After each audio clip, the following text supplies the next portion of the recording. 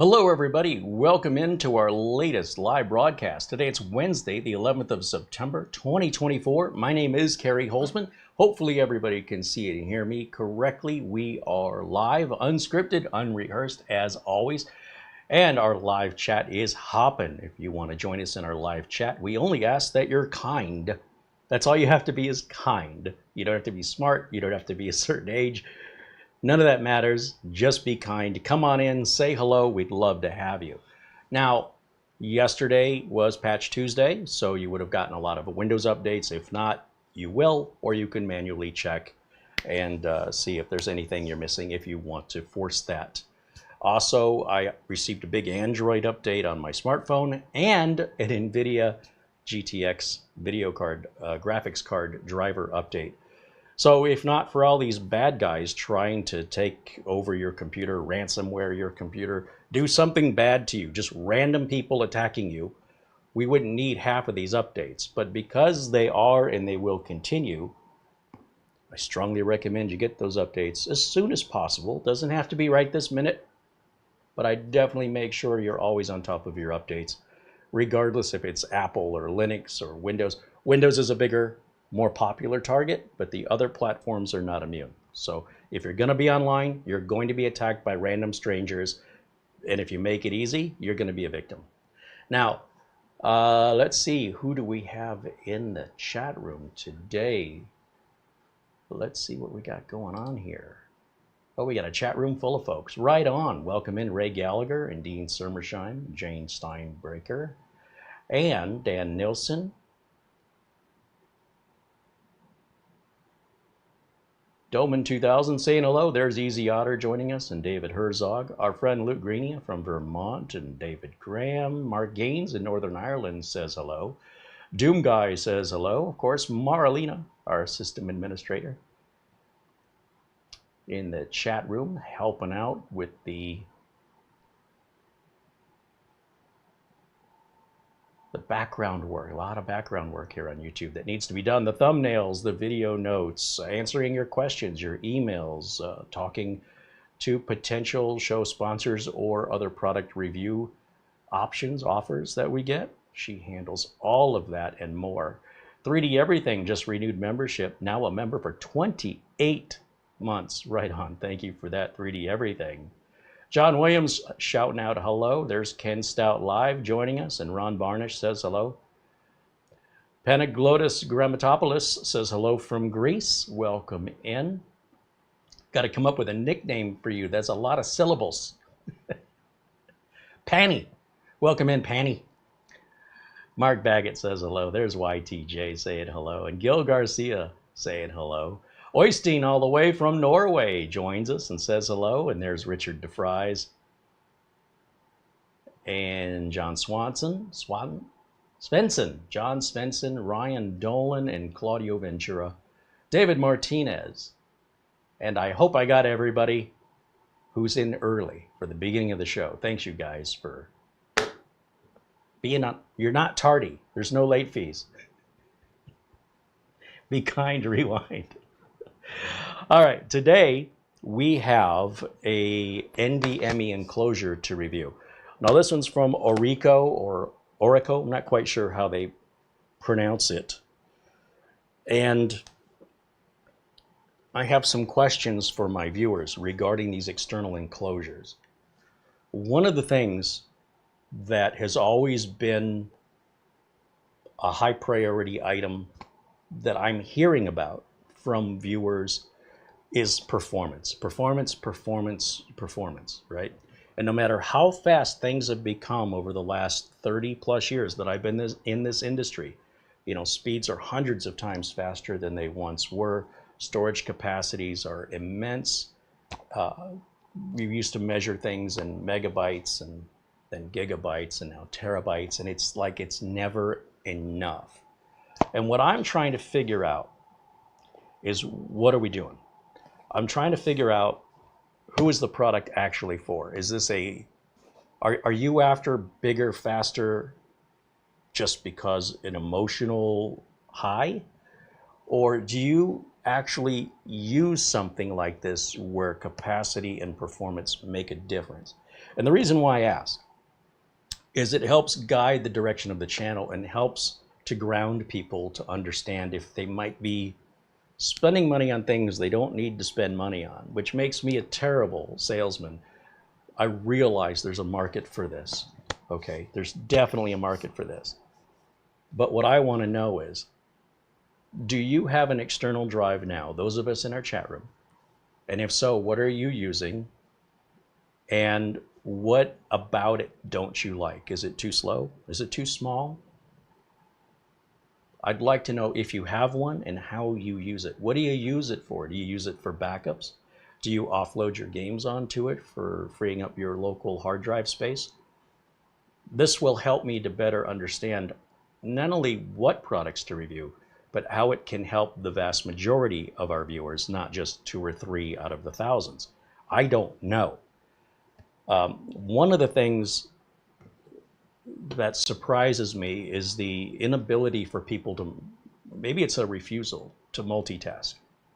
So if I'm using a 2 terabyte mechanical laptop storage drive that only runs at, say, 500 megabytes a second, that's all, which is still fast, even if it's 200 megabytes per second. It's not like I have to sit there staring at it. It's Windows. I can, whatever I was gonna do next, I can do it now. I don't have to wait for that copy to finish. If I'm making a backup, whatever I'm doing can run in the background. I can ignore it, forget about it, let it run. It doesn't require my time or attention to audit it, babysit it, or watch it. Just move on to the next thing. So what is it that you're doing where you need it right now? Things like video editing would be a good example, right? You want to offload your video edit to an external storage device, and you need that responsiveness. But how many of you are video editing? Photo editing, perhaps. Perhaps, maybe you want to use it as a scratch drive. Totally get it. But how many of you are there? Or are there other ways you're using these that I haven't processed yet? Because when is fast fast enough? When is big big enough? Is there no such thing? Because what we're going to look at today is very impressive. I can tell you already from what I know about this, you're going to get internal NVMe Gen 3 speeds out of this externally, provided you spend enough money. So in other words, you're going to need USB4. Anything less than that, you're not going to get pinnacle speeds. It'll work, it'll just work slower. So if it's going to work slower, why buy an expensive fast enclosure and put a slow drive in it or plug it into a slow USB port? All 3 things have to be equally fast. The USB port has to be fast on the computer. The drive you put in here has to be, ideally, a Gen 4 drive. And then the enclosure itself is going to cost more than a slower enclosure that would take a less expensive, slower drive that would work just fine on a slower USB port. So how many of you have what it takes already that this is the only missing piece? See, this is what I'm trying to whittle down to. Now, some of you just might be curious what's available today, right? But to what point? What purpose does it serve? And I'm trying to figure that point out. So when we do a product review, a lot of times what other channels do is they focus on how hot does it get? How fast does it go? How big of a capacity can it have? How portable is it? How heavy is it? How expensive is it? But what I don't hear the reviewers asking is, why?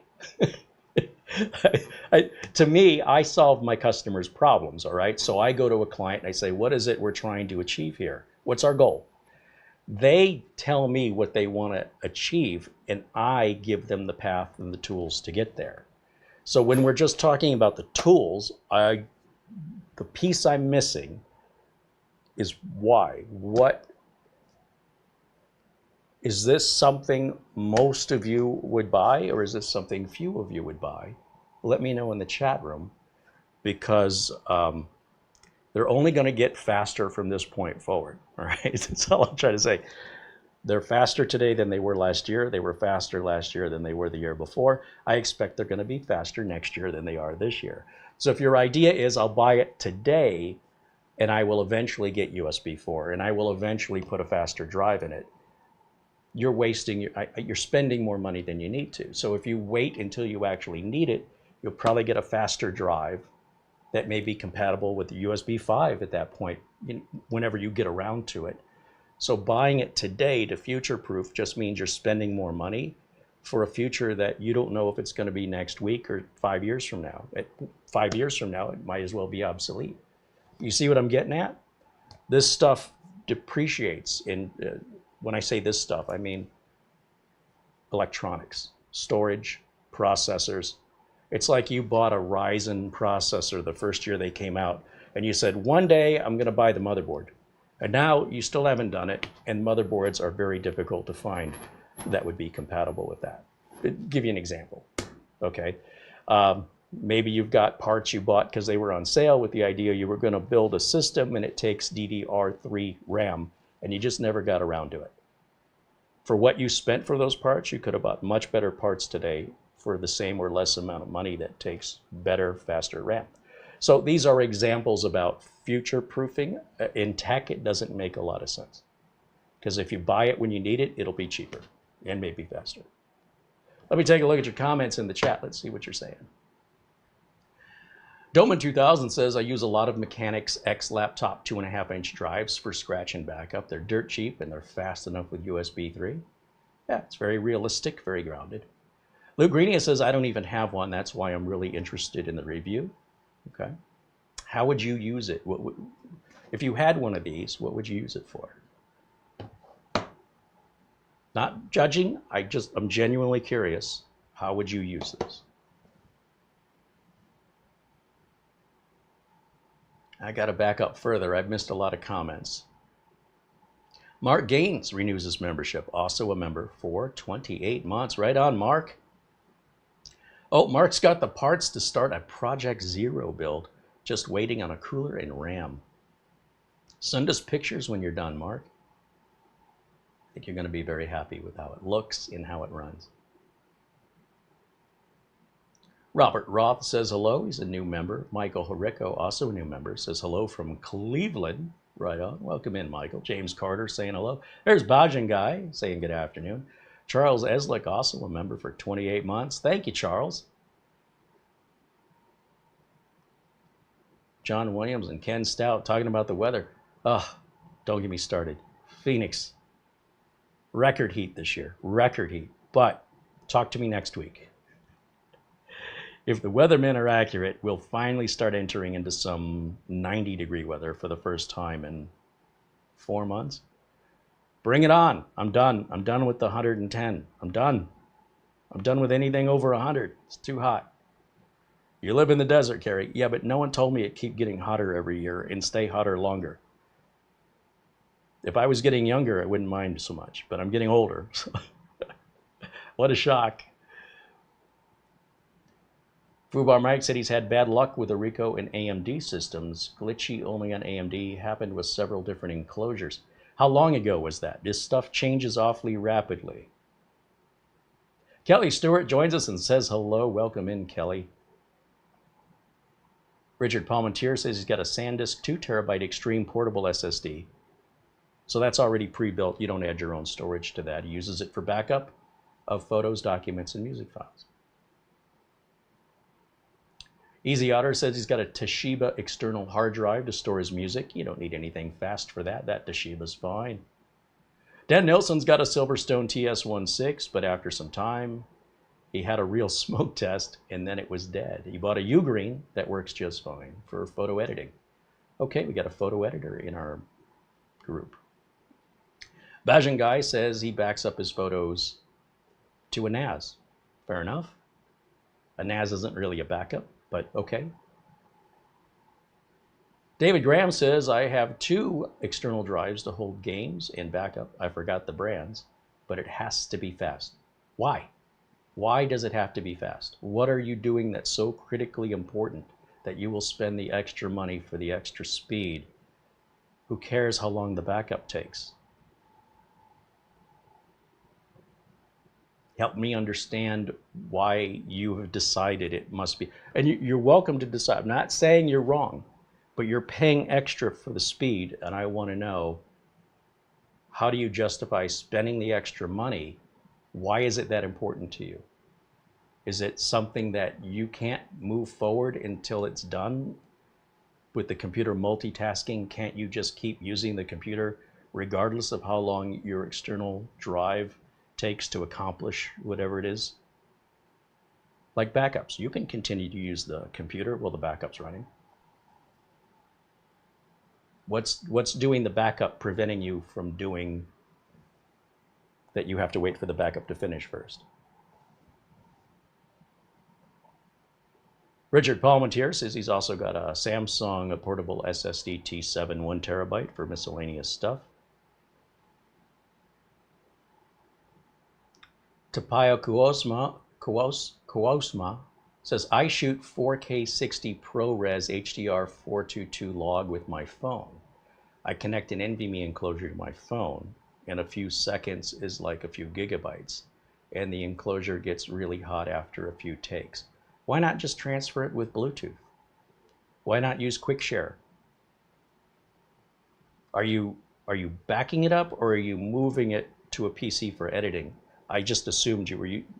I assumed you were putting it on the external drive to move it somewhere else, which means you have to copy it again, right? You copy it down and then you copy it back up.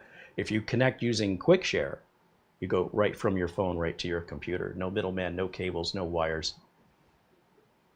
You guys know what Quick Share is? If you have Windows 11, type in Quick Share. It's pretty simple. But again, I'm making assumptions based on what information's offered. If the information you're offering me isn't complete, I'm going to ask questions because I want to understand. William Dawson said he's had good luck with his ORICO for backups, and the only problem is it gets hot, but it's not a major issue. So, William, when it gets hot, what problem does that cause? Does it disconnect?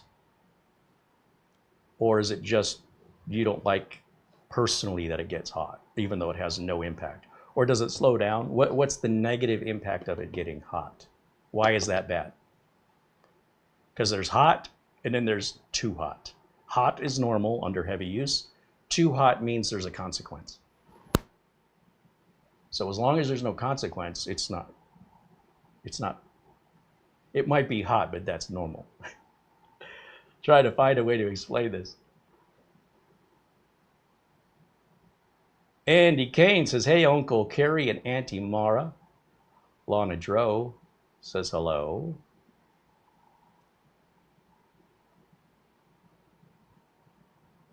Luke Greeny would use it to store backups. So you don't need anything this fast for that. You could, okay, there's a lot of different ways you can make backups. The cheapest would be just buying an external mechanical USB powered 2 terabyte drive for $50. Or you can get 2 terabytes for the enclosure plus the cost of the drive, $200. 4 times more, same amount of storage. A lot faster, but again, it's a backup. Who cares? It's not like you can't use the computer while the backup's running. So what's the point? There's Dave Stetzel joining us along with Charlie Purdy says hello. Fubar Mike says the problems he had with the ORICO enclosures were back in 2021. So understand that this technology moves very quickly. And for a company to sustain business, you cannot sell products that are bad year after year after year and continue to generate revenue. So when companies do have products that have issues, whether it was a fluke for you or that was normal for that line of product, I can't say. But what I can say is if they did that over and over and over, there would be no ORICO, just wouldn't exist, right? Because you'd be killed in warranty cost, your reputation would go down the toilet, and people would say, oh, I'm never going to buy one again. And if you have an upset customer, they'll tell everybody about it. If you have a happy customer, they might tell somebody, hey, this is great. But if they're not happy, they'll tell everybody that'll listen. So it's not in ORICO's best interest, unless they don't want to be around, to sell a product that's going to fail soon. They want you to come back and buy again. They want you to say good things. They want to make money, not just today, but next year and the year after that. And they want to build a great reputation. So any company that's just in it for the money grab, they won't be around very long. The marketplace just won't tolerate it. And then the operational overhead of running the business will cost more than the amount of money they're making. And then they won't be able to pay the bills. It's a very natural process. David Graham with a $5 super chat said, the speed for backups is secondary, but I play games off of them, so the faster the better. So I've said before, and I'll say again, if you want to play video games, it is a very expensive luxury. Today, GPUs are the most expensive I've ever seen them. There hasn't been anything exciting new in gaming in a long time, except maybe Black Myth out of China. The amount of processing power you need, the high-speed monitors, the gaming keyboards and mice, they're very high-profit items. And then, of course, if you need a fast-loading drive, so you're not waiting for the levels to load as these games get bloated and bloated and bloated, that also means you have not only the convenience of having all that money to spend, but now you have time. You also have time to spend hours playing these video games. So it's expensive. It takes excess money. It takes excess time. Not many of us as adults, especially the older we get and the more responsibilities we take on, end up with an abundance of either money or time. Now, back in the day when it was arcade games and they were simple 8-bit games, it's a different story. But yes, I can totally get that spending this kind of cash for external storage is a minor expense for a gamer. Gaming is, it's like talking to a Rolls-Royce owner about the price. You ask somebody with a very expensive car, how many miles per gallon does that car get? And they'll likely say, I don't know, who cares, right? So where you're struggling to fill your tank with gas because you can't afford it, when you own a car that expensive, the price of gas is inconsequential, doesn't matter. And I think if you're a gamer and you're playing AAA titles, the cost of the storage is minor compared to the cost of the games and the cost of all the hardware required to play those AAA titles. So that makes sense to me, I get it. But I don't know how many of you watch my videos that applies to. And that's what I'm trying to kind of get a feel for who my audience is. What do you guys do? How many of you are using this to play games versus how many of you are just wanting to use this for backups, or how many of you are wanting to use this for other purposes? And how many of you would have no need for this? Which one represents the majority? Kelly Stewart says he's got a Seagate 8 terabyte USB 3 backup drive, no problem with it. I'm assuming that's mechanical.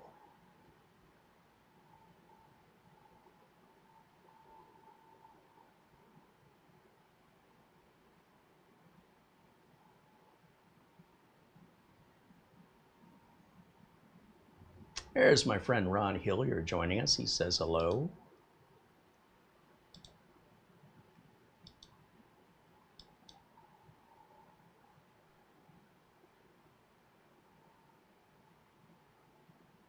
Just looking to see if I've missed anybody.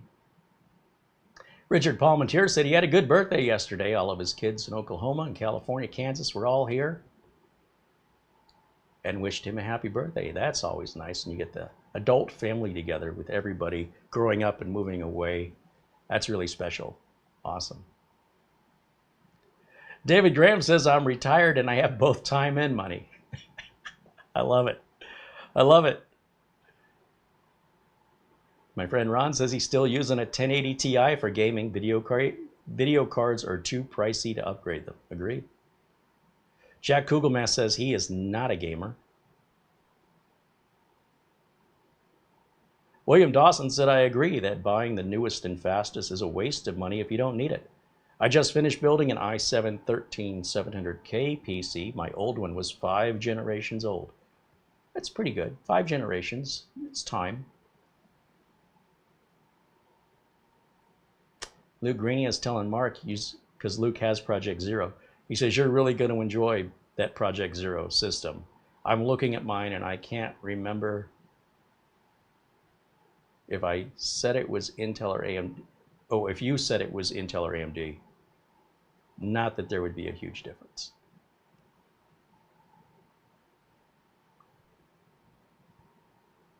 Charles Purdy's got a Western Digital 18 terabyte MyBook. It's slow, but it does the job. So if it's doing the job, what does performance have to do with getting the job done unless you're getting paid by the hour? You multitask. You just do something else. Well, it's working. Morton Bob says, gaming is getting expensive. He disagrees. Of course, it's going to depend on multiple factors, but the overall savvy shopper can get great deals even today. Well, I suppose we'll agree to disagree, because I think your definition of a great deal would be mouth-droppingly expensive when compared to a few years ago.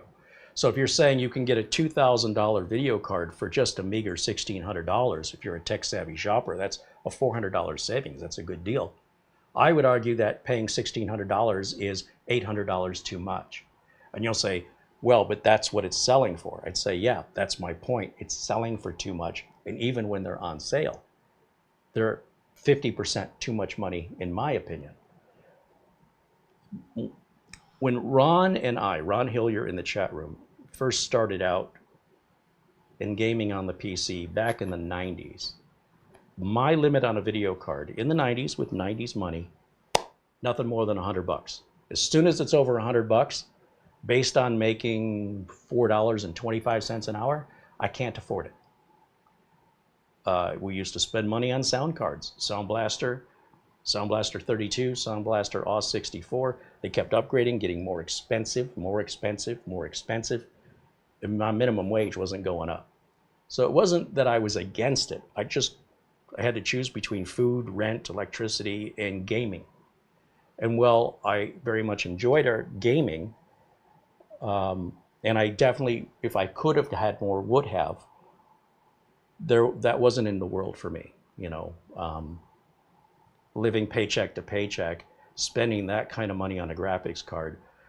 If you have lived a life that has abundance, then you're coming from a different perspective than the way I grew up and the people that I grew up with, where we all just barely, we didn't even make our bills. We were mostly living off credit card debt. So to spend more on a graphics card meant putting it on a credit card. We're the least who can afford to pay the interest rates on a credit card. The poorest of the poor pay the most. Rich people would never pay interest. And we would pay so much interest that by the time we paid it off, we could have bought it 3 times.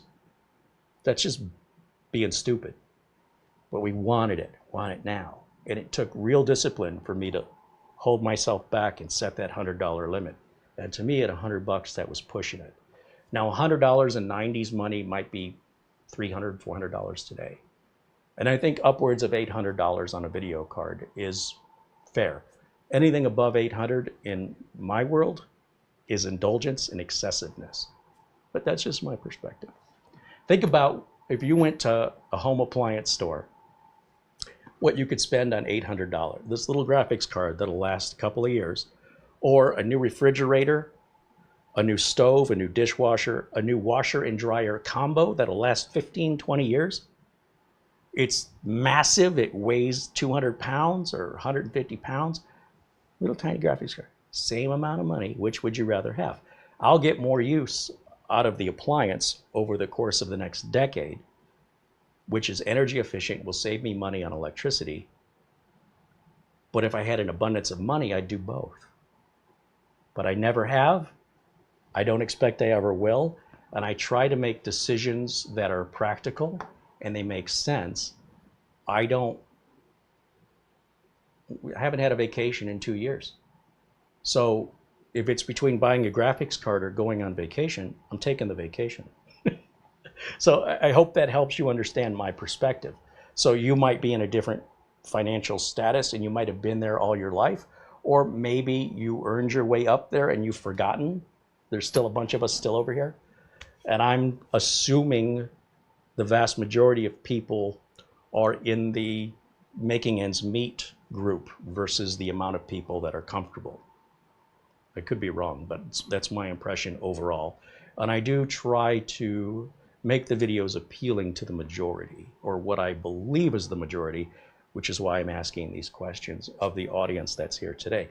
Our audience may not represent the general majority. We obviously have people that are passionate more than average to be here and to join us on this subject matter.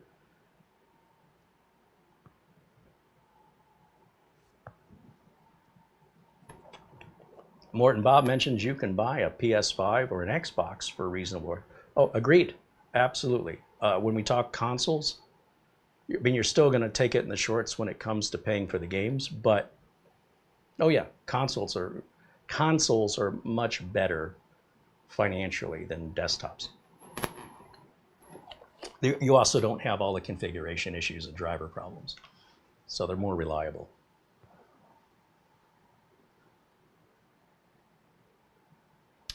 Mara wants to know, would it be helpful to have a mini pros and cons with enclosures or an FAQ, kind of like enclosure or another option?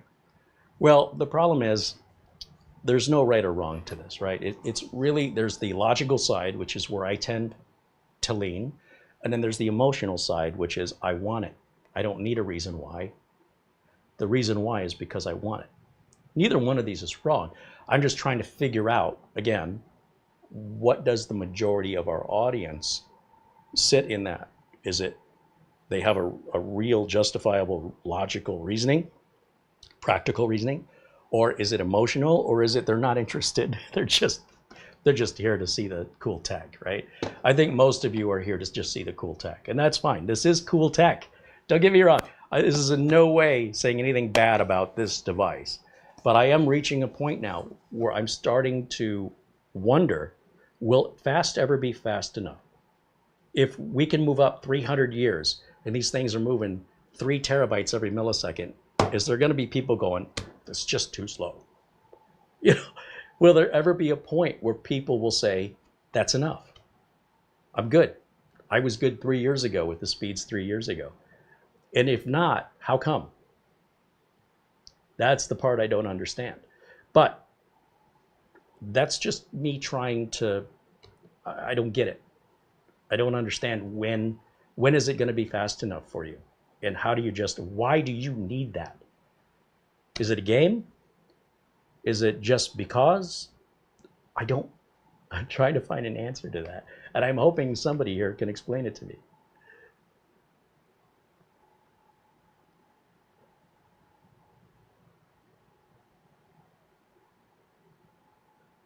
Lana Dro says, I bought the Silverstone, added a stick of gum, an NVMe drive, and that's my carry and go drive. Right on. I mean, you can buy a little USB drive, it's much smaller than this, that'll move the data a third as fast, and it'll cost a third as much. I guess it depends how you want to use it.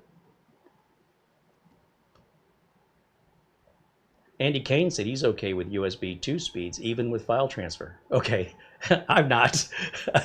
To me, that's too long, but yeah, I get it. It's honest. I appreciate the honesty. So today, what I have before you is the ORICO. We've seen other Oracle products here, for better or for worse, and they've not all been bad. They've not all been great. Which one will this be today? Let's find out what we're looking at. Let me jump over to my screen capture. Let's go to ORICO's website. Let's share that with you right now and take a look at how, okay, that's not working, Carey. Hold on one second. I thought I had this working. There it is, right there. Okay, so this is has a maximum speed. I want you to understand that it will work at slower speeds if you don't have the USB-C type or Thunderbolt 4 type connector, which it works best with. But it'll still work at the limits of your USB or the limits of the SSD drive you plug into it if you're plugging in an older, slower NVMe drive. This is the ORICO AAG M.2-U4. Now, how did they know my password? Anyway, it's silver in color, made of aluminium.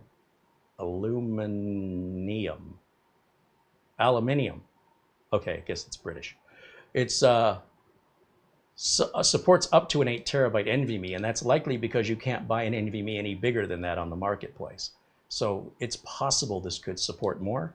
We don't know yet because no such thing is invented on the consumer side. So for now, 8 terabytes is the largest capacity NVMe you can buy, and therefore, logically, that'll be the supported capacity limit. It has a USB-C to USB-C or A cable. So it's got a little adapter on the end of the cable, as you can see pictured, that converts it from C to A if need be. You will lose speed in that, by the way, but at least you can use it.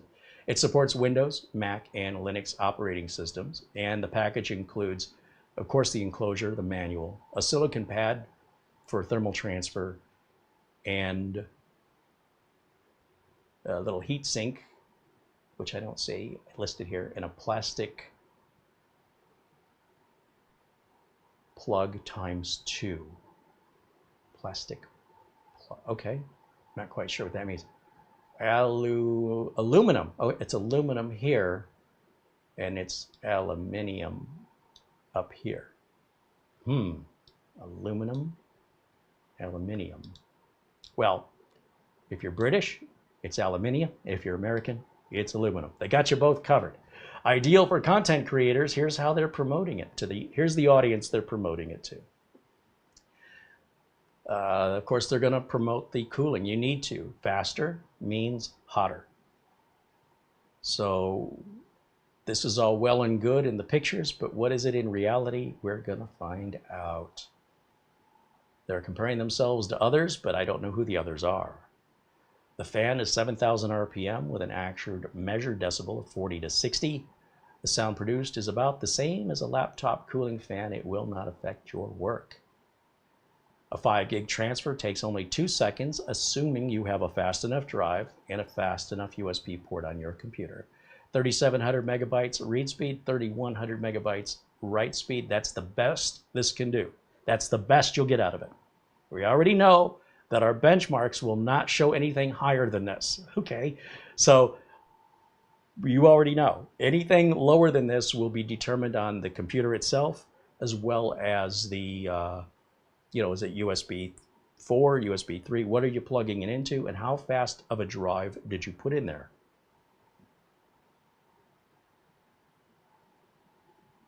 So a little bit about that 8 terabyte max capacity, USB 4 latest chip compatible with most Thunderbolt 3 and 4, also compatible with USB 3.2, 3.1, 3.0, and supports trim mode.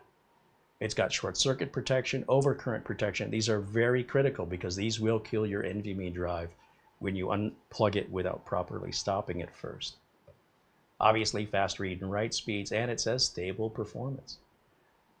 Okay, these are the speeds you get at different connection types, what they call protocols.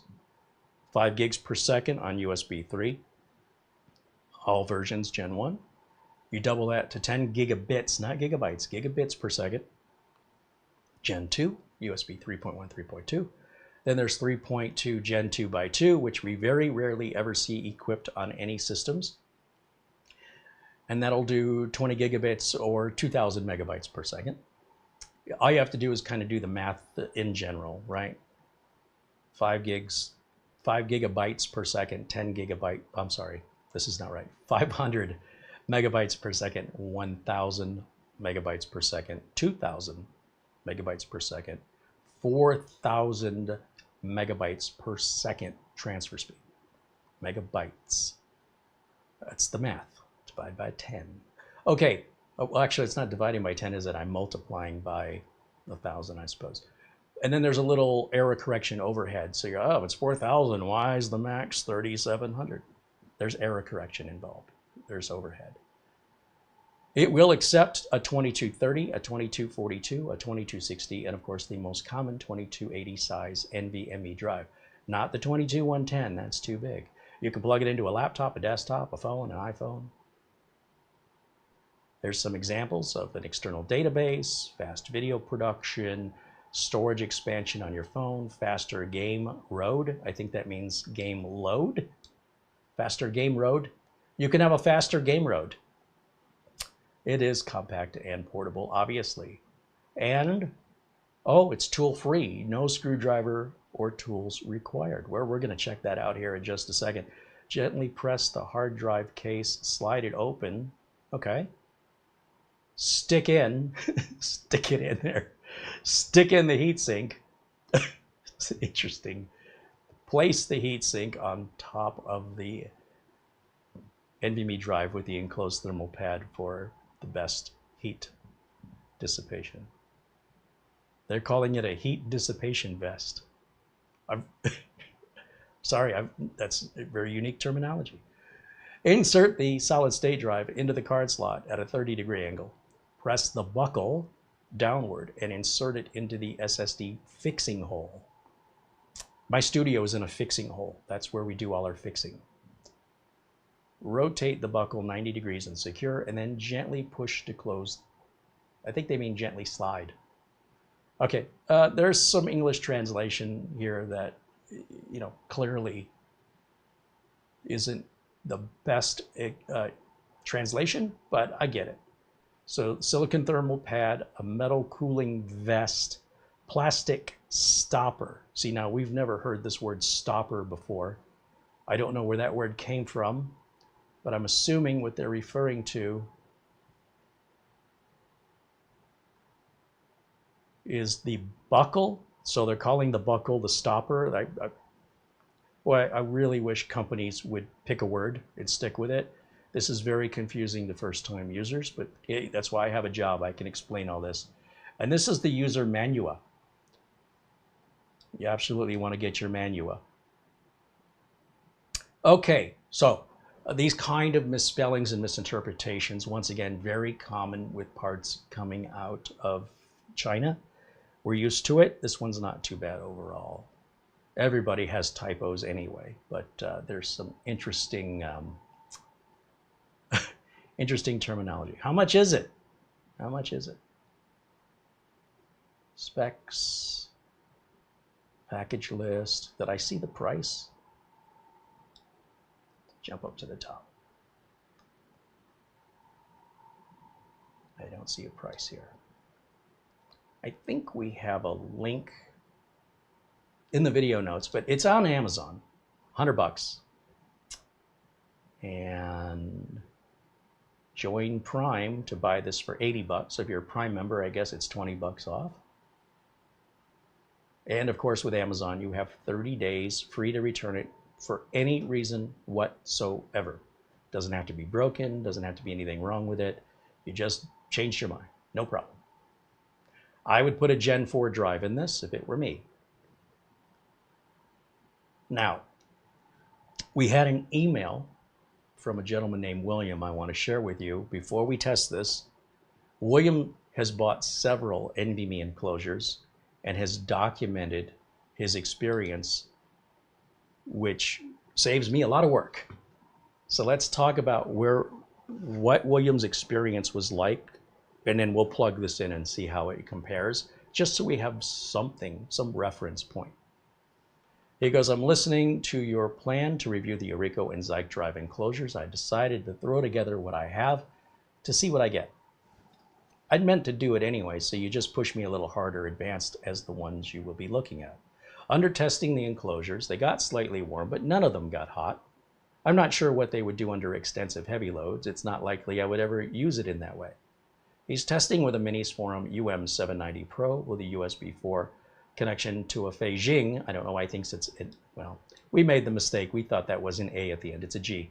Anyway, fanxiang S880 4TB NVMe drive. Those are good Gen 4 drives. I recommend them. Says the results are decent, but not exceptional, with the hyperdrive slightly faster than the ORICO. I don't know what the hyperdrive is, but I guess we're going to find out. My guess is you're going to find the same thing with the Zyke drive. For reference, the stock 1 gig Kingston I tested it with. A second D drive is a 2 terabyte Western Digital 850X Gen 4 NVMe. Comes in at 7,000 read and 6,700. That's if it's installed locally, not through an enclosure. The PC is definitely fast enough to use the enclosure, but my sense is the best we will get. Yes, that's when the drive is plugged in to the computer motherboard plugged in directly to a Gen 4 motherboard with the bandwidth available. I guess he's saying, I want to know what this drive can do in the best case installed locally versus what it can do in the external enclosure. I think that's what he's saying. So here he's got the Hyperdrive Next USB4 NVMe SSD enclosure.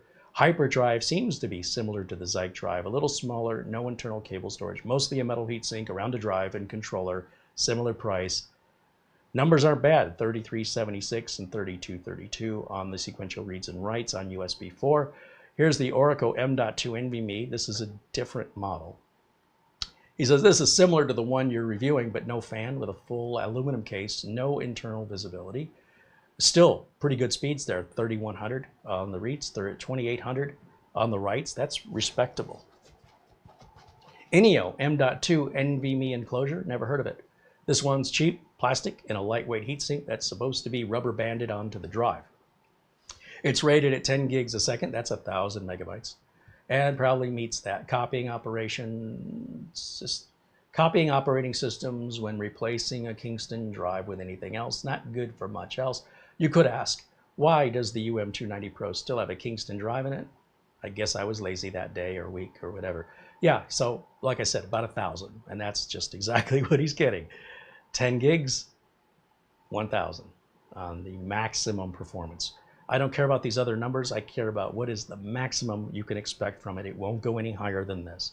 Best case scenario. This is all variable. This could be anything, but it won't be bigger than this. All right, of possible interest, the Hyperdrive and ORICO have similar implementations. I'm not quite sure what the difference in the drive controller means. Probably not much. The host controller is the same. The NEO is quite different. No surprise there. Wow, look at a great job William has done here with all this documentation. I love it. Love it. You guys can send me emails like this all day. I'd be happy to share them. Talks a little bit about the drive itself, looking at general information, capabilities, smart technology information, drive temperatures, etc. Again, here on the NEO, we have the hardware drive information in the, this looks like the, oh, he's in HW Info. That's where he's pulled this information out. Warning temperature on these drives at 90 degrees Celsius, so similar to a CPU. When they overheat, usually they'll slow down, they'll get really, really slow, and or they will disconnect. So you know if either of those two things are happening, you might have a heat issue with your enclosure. So matching the drive to the enclosure is pretty important. You don't want to spend a lot on one and a little on the other, regardless. They should be equally matched for the ultimate in performance reliability. Okay, with that, let's go back over to camera one. Here I am. Okay, let me move over to the chat.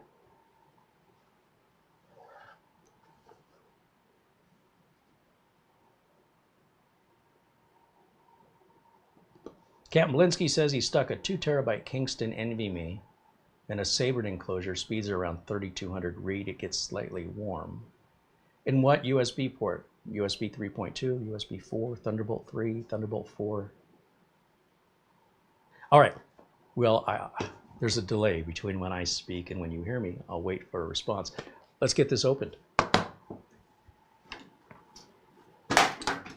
Thanks again to William for documenting all that work. That takes a lot of time. And then he could have kept that information to himself, but instead he decided to share that with us, and I thought I'd share it. Well, he shared it with me so that I could share it with you. So thank you for that, William. Much appreciated. So now we at least have some reference of different drives and different enclosures and their speeds and performance from a real viewer, not somebody who's a reviewer. Here is how this is packaged, just a sleeve. We've got the enclosure, which is about the size of a remote control. Trying to turn the volume down, it's not working. Peel that off of there. We have the pictured USB cable, USB-C to a USB-C with a USB-C to A adapter on top. It's got little dust covers on it, which I never understand why they add that landfill material. Talk about one-time use plastics. They don't need those. All right, so that stays attached so you don't lose it. So if you want to go C to C, or if your computer only supports type A, or you're a tech like me and you need to plug into whatever your customer's got, one cable does it all. These are the stoppers. You get 2 of them. I guess you get 1 to lose. This is our thermal pad, and I guess you get 1 to lose. And we have the world's thinnest heatsink. I guess something's better than nothing. And underneath, documentation. Okay. Let me clear my table a little bit here. I'll just set this right there. So now we got the good stuff. Documentation, dust jackets. So as I mentioned, what drive you put in this matters. Putting a Gen 5 drive in there is a waste of money. Putting a Gen 3 drive in there will get you close to the maximum speed, but your bottleneck will be the drive. It'll be cheaper, it'll run cooler, it'll also run slower. So for me, yeah, it definitely looks like it says Ringjiana, but it's a fanxiang. And let's get this open. Brand new 2 terabyte Gen 4.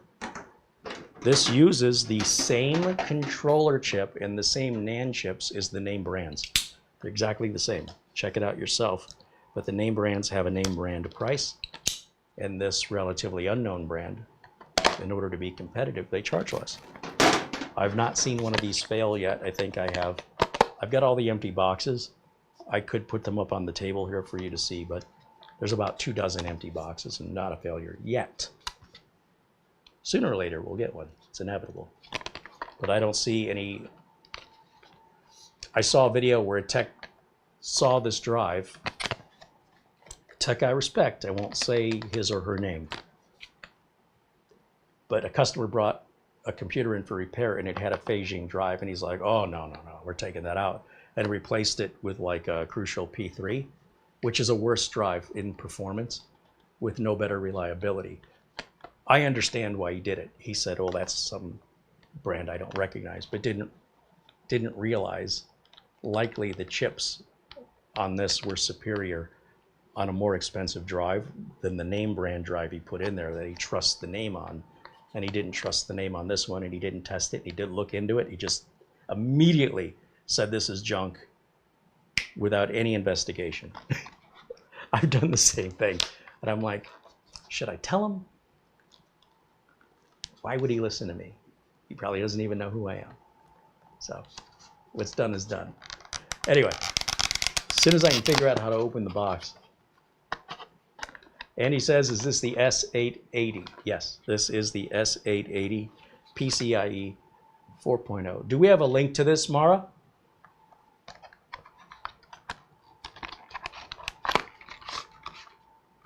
It includes a useless screwdriver and the small screws, which you should not need. Anything you're using that you're plugging this into should already come with screws. It's nice that they give you a couple extras because these are very hard to find if you ever lose one. So if you don't need them, I'd recommend you put them away somewhere. Mara? She's vanished. All right, I have to go upstairs. What's up? Do we have a link to the S880 2 terabyte? Not in there now, but I'll put it in. I appreciate it. Thank you. Oh, and there's instructions because. Okay, this is really easy, I guess, to put together. No tools are required, so they say. Let's try it. See what happens. So, well, that just came off. Okay, nothing locks this in place, so if you pick it up wrong, you're going to accidentally slide this. Oh, maybe not. Okay, it sounded good. Maybe it just wasn't. You should have to push down. Okay. I was a little worried. I just didn't. It was loose in the box. And then when I secured it, and I secured it the first time, it came right off. I didn't. You'll feel it click. Once it clicks, it's pretty secure. Now on the drive you have a small fan, and it looks like, given that there's holes on this side, it looks like it's going to suck air in near the fan, blow it across, and then out back by the USB-C port. I think that's your cooling model.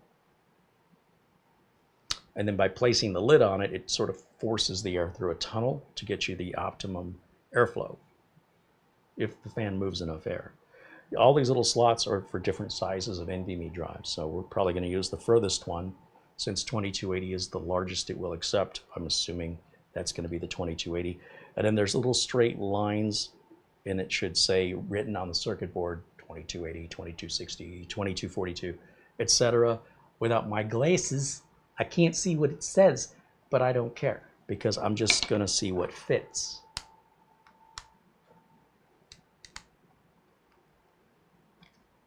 So if I can get the package open, we have a sandwiched piece of plastic here, which is pretty common, which I've opened upside down.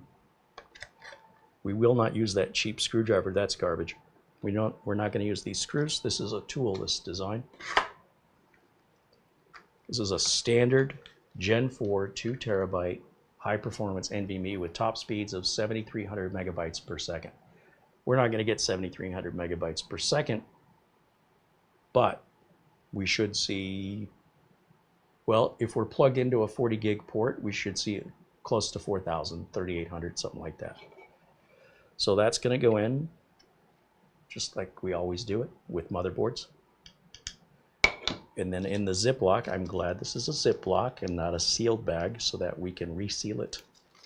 Otherwise, I'd have to find a Ziploc bag. Is that the 1 or the 2? It's a 2. Yeah. S880 2 terabyte. Thank you. So Mara's adding the fanxiang S880 to our video notes. You can use any NVMe drive you want. I just think the performance for capacity and overall value is the best buy right now, and has been for some time. Now this is a funky little thing. Let's see if I can work my way over to the camera, and I will show it to you. I'm going to try. Bear with me. Studio C is still under construction, but it just means I have to contort myself. Let's see. So there's like a bigger lip on one side, almost looks like a letter T, and on the other side it's like a letter I. It's very difficult to show that to you. So I guess one end goes in the hole and twists into the circuit board and twists to hold the NVMe drive down at the same time. So I'll get my glasses so as I can see these. And we'll put the small, I guess the small end, into the hole. Lower this down. Hold on, how far down does that go?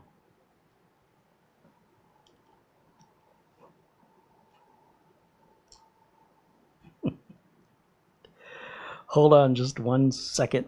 I have to move the drive out of the way. I've never used one of these before, and I don't want to read the instructions. It should push all the way down until it hits the bottom. That's what I thought. So we're going to put that back in. Right? So it's going to look like that. We're going to grab this piece. We're going to go into that slot.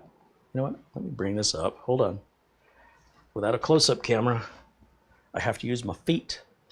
Use my foot camera. Step over here. All right. We're going to put this in this. Oh. Helps to have tiny fingers. I'm going to put that in there.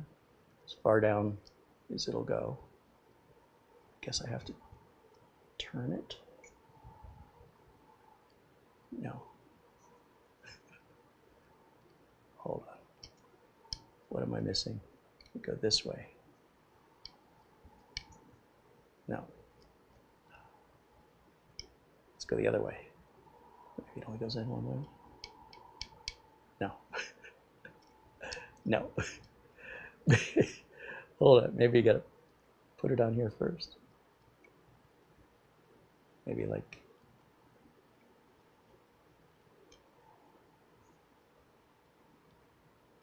no, maybe if we go that way. Well, this keeps coming out, so I gotta make sure I get that in there good. And I have to figure out if this rotates one way or the other. It should be toolless, it should not require. Okay, this is very difficult to do while walking up to the camera and holding it facing you instead of facing me. I'm the one doing the work, I need to see. But in order to show you guys, you have to see what I'm doing. So welcome to my dilemma. Let's take a look here.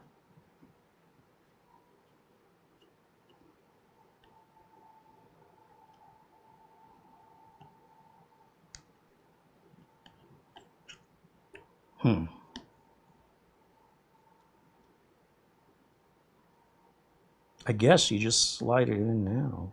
This is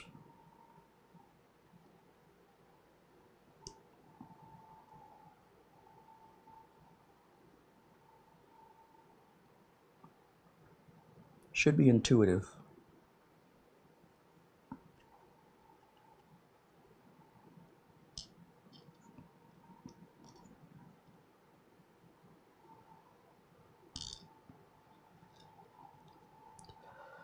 We may be pulling the instructions out. I mean, say what you will about the screws, at least the installation is very straightforward.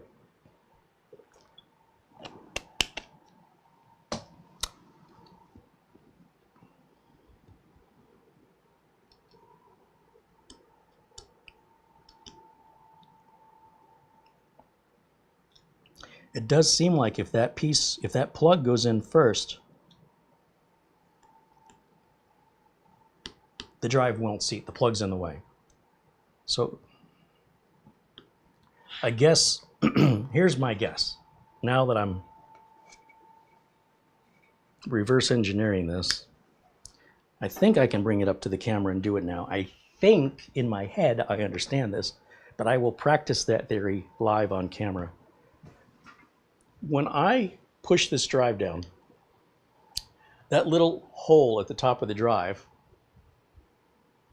leaves a different shape hole on the circuit board, right? Because the hole on the circuit board looks like that. We're going to cut that in at the third, bottom third of it gets removed, or covered up, I should say. But as it changes the way it looks. See, now it just looks like that. So if you're looking at it like that, then it makes sense that the small end of the plug goes into that available hole, and then you turn it one way or the other, maybe.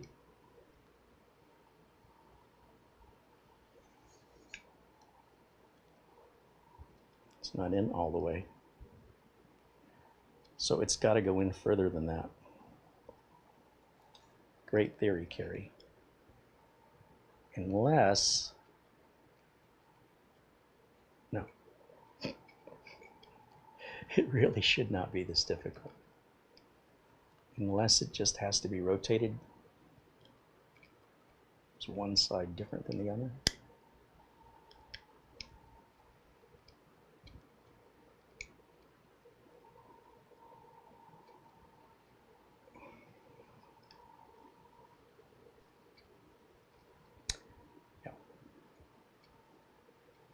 No, it won't go in all. It's got to go in.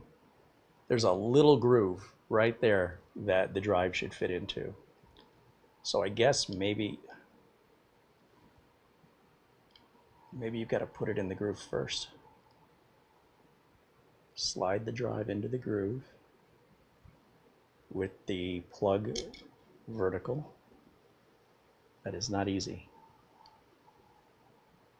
I think I'd rather have a screw. Don't take that out of context. And I dropped it. Now we know why they gave me two. Okay. I'll tell you what I would have preferred in this design, especially at this price range, is a fixed position mounted brass standoff that I could move to different slots that is securable. That requires a tool. Most people are going to use 2280. That should be, by default, a brass standoff, and it would be nice if it had a quick disconnect plastic ring so I could slide the drive in, twist the ring, and we'd be done. We'd have been done 5 minutes ago. But I'm going to grab the spare one here, and I want to just try, and this shouldn't be the way that this is got to be used, but I'm going to try placing the drive groove into the groove on the plug and lowering them both together, which is way harder than it should be.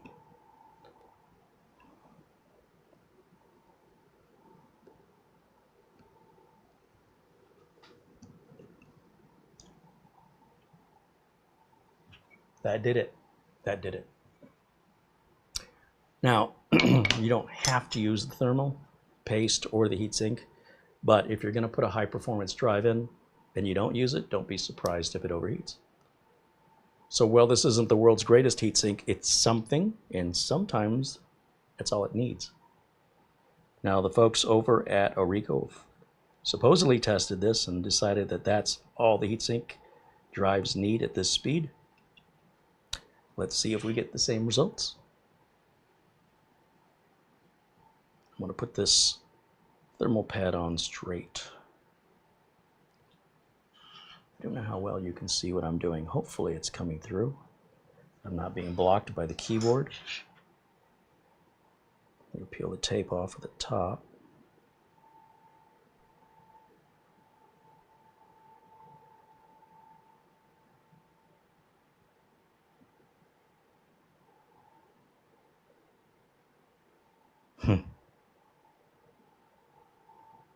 Be nice if it had a pull tab.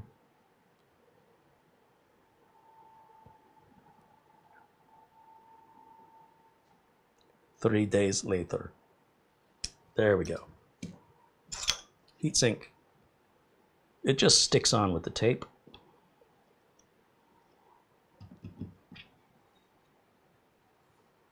This just slides back on. Is there a front or a back? Yes, apparently the word ORICO, which is printed on the glass, goes opposite of the fan.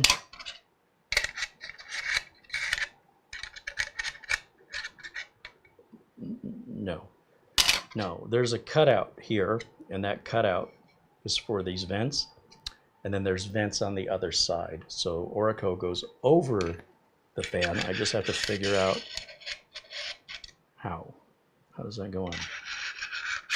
It would be nice if we had some sort of arrows or dots to help us align reinstallation. Or does it go on? No, it would have to go this way.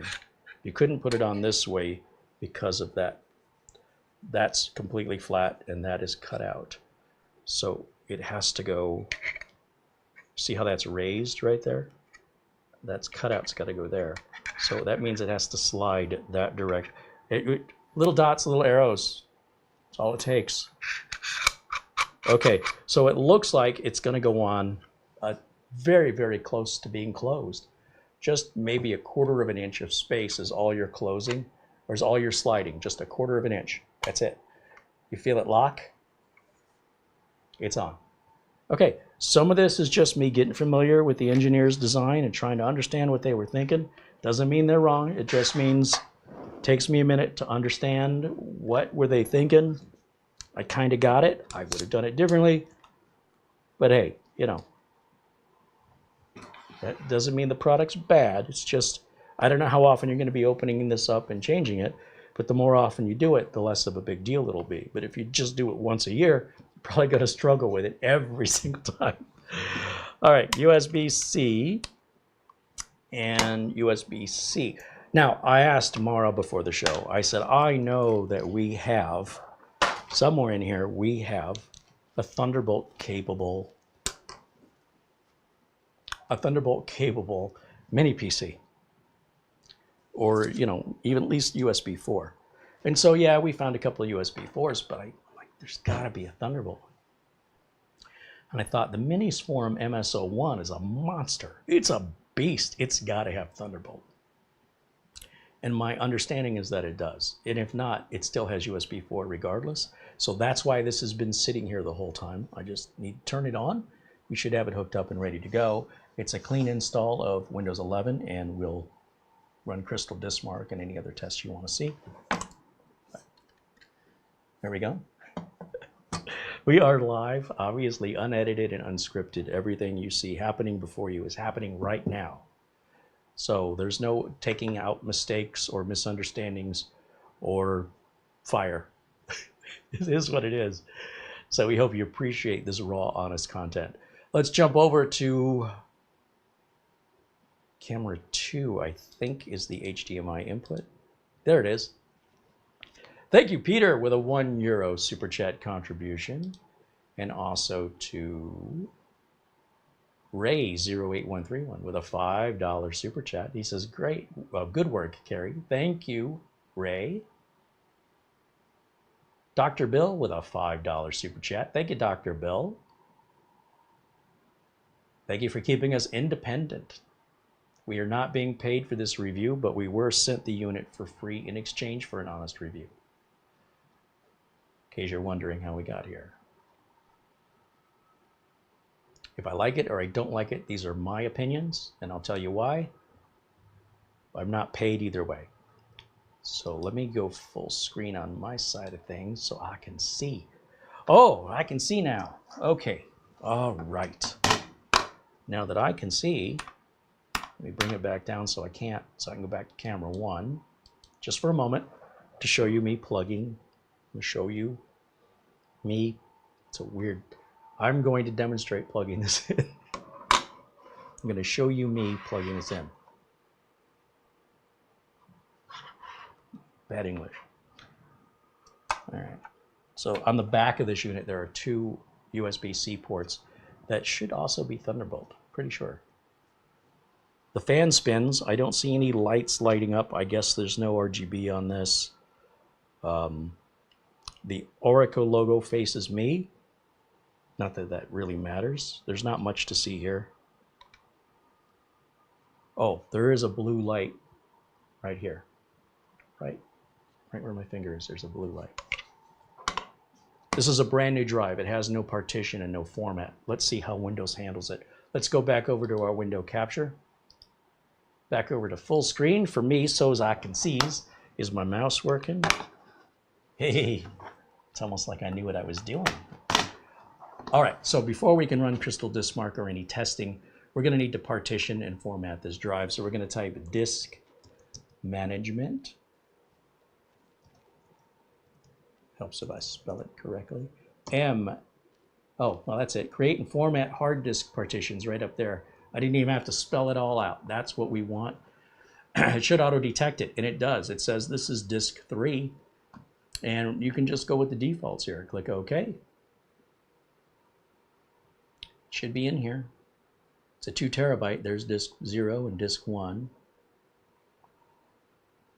There's disk 2, which is apparently our boot drive. Here is disk 3, 1863 gigabyte. That's 2 terabytes. That's us. New simple volume by right-clicking and choose new simple volume. You go with the defaults. Next, next, next. I'll change this to just to keep me from confusing the other drives installed in the system. I'll say ORICO. Next and finish. Now that's formatting it, and it's good to go. Now we can test it. So if we look on the My Computer icon, we're going to see the ORICO drive, which is drive F. Wait a minute. Why is drive F? Okay, yeah, 1.81. Without my glasses, I thought that said 1.31. But no, 1.81 is correct. We've talked about, oh, you lose 200 gigs. No, you don't. It's just the way the math is calculated. The actual 2 terabytes is right here at where it says free space. This number, or the capacity number, is the true number. And then this is Microsoft Math, which says that 2 billion, whatever that is, 211,000. I don't know, but that's a big number. And they're like, yeah, that's 1.81. So even though it says clearly it's at 2, Microsoft says, yeah, it's 1.81. Microsoft does the math differently. You didn't lose any space by formatting it. All right, I've got a whole video on that if you want to learn more, or you can Google search gigabytes versus gigabytes, G-I-B-I, gigabytes. All right, Crystal Disk Mark. We already have this installed. It may not be the latest version, maybe it is. And I think we have Thunderbolt on this. Let me just check. Right-click, Device Manager. Does this system have Thunderbolt?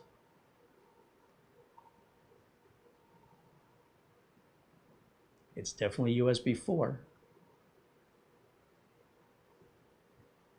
I don't see Thunderbolt listed. I'm not quite sure if it has its, I thought it had its own heading.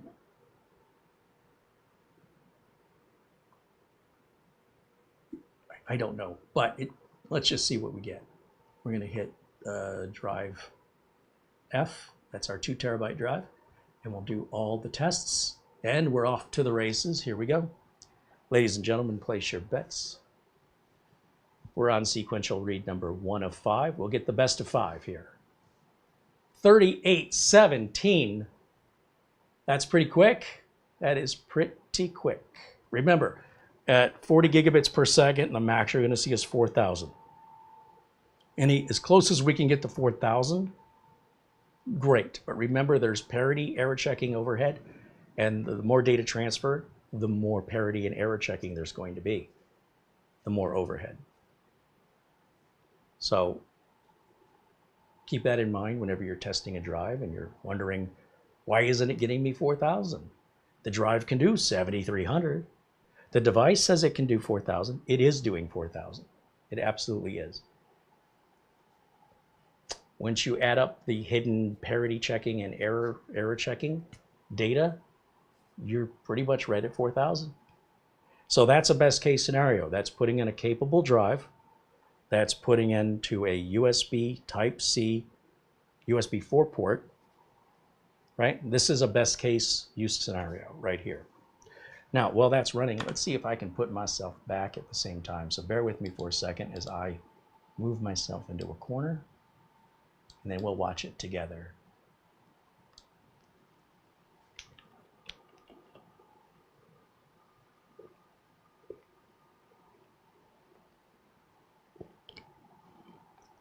Ron Hillier says, check out that action. That's right.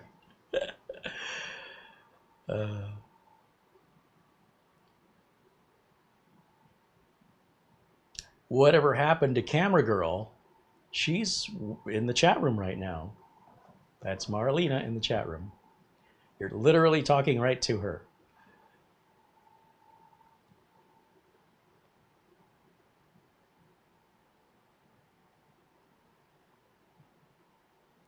Richard Palmatier said he's got the ORICO M.2 NVMe SSD enclosure. I took the rubber plug and twisted it in, and then he pulled it back some to get the NVMe drive in. I guess that'll work too. There's Richard Grounds. So I went to the UPS store to return a product yesterday.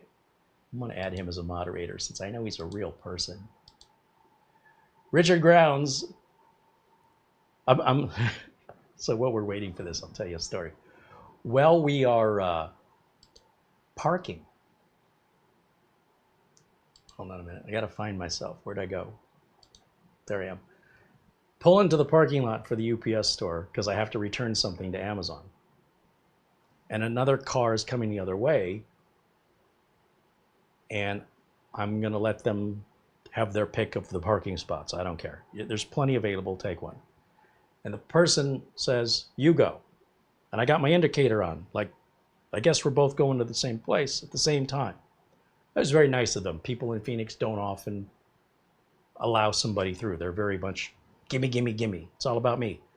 So that was really nice of that person, whoever they are. And I parked. Then they came past me and parked a couple spots over. I get out of the car. I don't think anything of it. And the person says to me, hey, you took my spot, Carey. First of all, how do you know my name? I was concerned it might have been somebody I knew that I forgot I knew. Says, I watch you on YouTube. I used to watch you on YouTube. Ah, I knew I had a viewer. I knew I had one. But he said used to. And then I thought, well, wait a minute. Do you not like it? No, I just got busy. I was like, well, come and join us again, you know. And as far as the spot goes, you know, that's the price of fame, you know. You get famous, you get the good spot. Anyway, we were both there at the same time. Just, we couldn't have scheduled it any better. Both going to the UPS store at the same time. And I don't get recognized very often. And it does go to my head, just so you know. It absolutely goes to my head. It was very nice to meet him. And it's very, you got to think of the timing that was involved in that for that to happen. They were both going to the same place at the exact same, and we both left our house and ran our errands or whatever we did, that we ended up at the UPS store at the same time. What are the odds? I should go buy a lottery ticket. So I said, come join us in the chat room, and there he is, Richard Ground, saying hello. Pretty neat experience. All right, there's our final numbers. That's really, really good. The 3818 and 3000 on those sequential writes. That's pretty good. So how much faster is it possible to go if the USB port that we're plugged, or the data port, whatever it is, Thunderbolt, USB, if that has a maximum 40 gigabits per second, how much faster is it possible to go? Now this is warm. I will tell you, this is warm. It's not too hot to touch, and it's running extraordinarily fast. The faster it goes, the warmer it's going to get. Just makes sense. We just don't want it to run too warm. Too warm meaning the speed starts slowing down and the device disconnects. So there's another drive test we can run, ATTO. Someone mentioned I should put together my own USB flash drive and sell it. I can't do that legally. The software I use, like Crystal Diskmark, I don't own that. I cannot distribute it and I cannot profit from it. But I can tell you where to get it, and you can get it for free the same way I did. And this channel is always about teaching you how to do things for yourself, not about paying me to do things for you. So if you want to carry USB drive, you have to make it. But everything on it is free. You can Google search it if you need to. I only use a handful of utilities: CPU-Z, HW Info, Crystal Diskmark, Crystal Disk Info, Cinebench R23, Prime 95. Those are all free. But for me to distribute something I don't own is theft. And furthermore, I don't want to do it for you. I want to teach you how to do it so you don't have to ask me. All right? That's just not how I want to earn my living, is sweeping your floors. I don't want to do that. I want to do something more challenging mentally than selling USB drives. Anyway, I could have my own software developed, but then to maintain it and update it constantly, it's too expensive. What was I going to, oh, my flash drive. I think I have some version of the ATTO on here. Let me plug it in and see.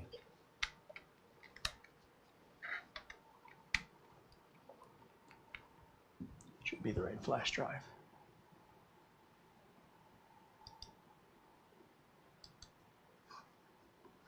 Is that going to be drive G at this point? It is. That's a lot of drive letters. So under PC testing software, you can see all of these software packages. A lot of them I don't use anymore, or occasionally. The ones that get used the most would be CPU-Z, Crystal Disk Info and Mark, and HWI Hardware Info, which is available from the same site that does CPU-Z, CPU-ID. Now, if I go back one, there's the I don't know what the latest version is. I definitely did not download this 4 years ago. That's 6 years ago. Let's install it. What the heck? Unzip. 2 files. Where are they? Unzipped them where? I wasn't paying attention. C:\ATTO. Okay, that's where they are. It's a weird place to put them. Whoops. C:\ATTO Disk Benchmark 4.0. Could we have more subfolders, please? Setup. Next. See, that's the other thing. The software I like to use is all portable. This has to be installed. Because this is a test bench, I don't mind, but on a permanent desktop, you're just adding more, you're putting your own bloatware on. These benchmarks are bloatware. So you want to do that to yourself, you knock yourself out. But I mean, how often are you going to use this that you need that installed in your registry and system files? I'm going to close this out, all right? And then we're going to go to the start menu. Start menu? I don't see a desktop icon for ATTO. All apps should be at the A's. There it is. Yes. And we want volume F. And we should see the same numbers. Start. The smaller the files are, the slower it's going to be because it's got to handle a bunch of little tiny things. Little tiny things go back and forth, back and forth. All that management of file management takes longer, so your file speeds go down. The bigger the files are, the faster they will transfer. I'm editing video files. These are big individual files. One file could be 3-hour video. And that video at 1080, never mind 4K, is going to be somewhere between 3 and 10 gigs, depending on bit rates and frame rates, etc. So if you look on ATTO, if you're not understanding what you're seeing here, these are the size of the files: 512 bytes, 1 kilobyte, 2 kilobyte. It doubles each time. 4, then 8, then 16, 32, 64, 128, 256, 512, 1024, 2048, 4096, 8192. And you'll notice the bigger the files get, the more efficient the data transfer is. It's just logical.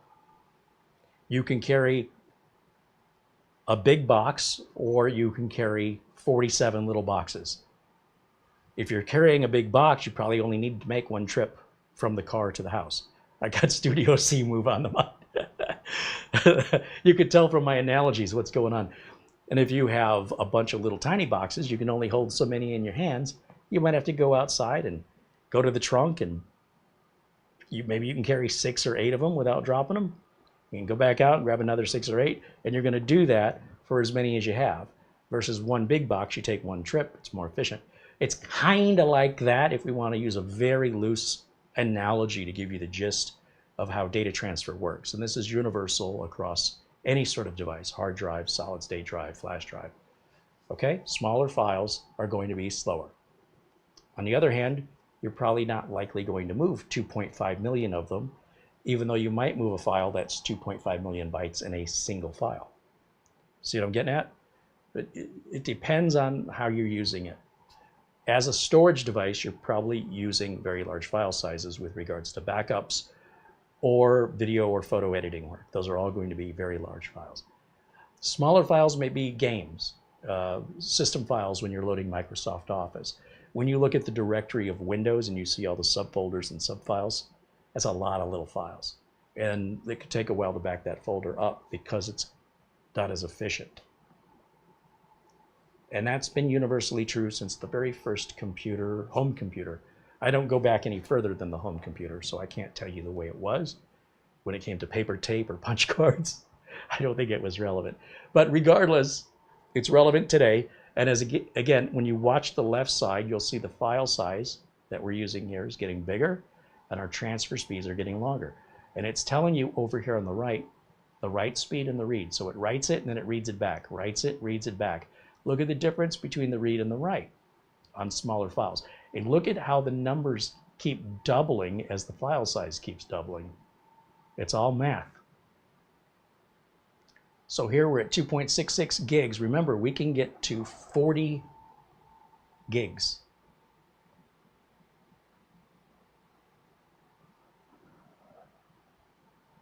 And this went up to a 256 meg file size. But imagine if we raise that up. What if we went to 32 gigs?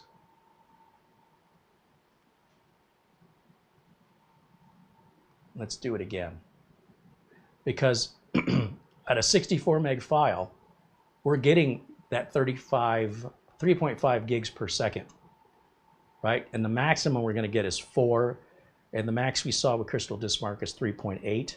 So even that file was too small to really exploit the benefit of this drive on a big file read. And again, true of any type of storage, this is universal. The speed will differ, obviously, based on the device itself. The cable you're using can impact your speed.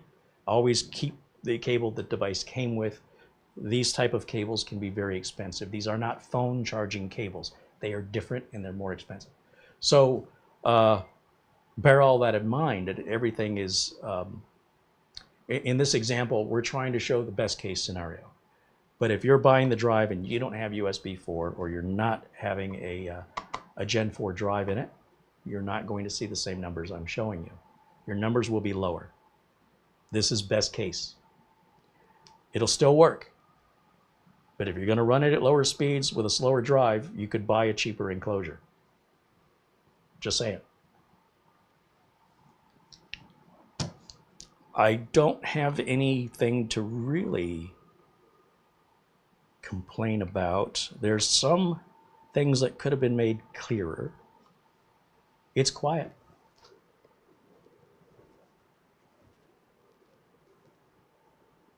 If you put it to your ear, you can hear the ocean.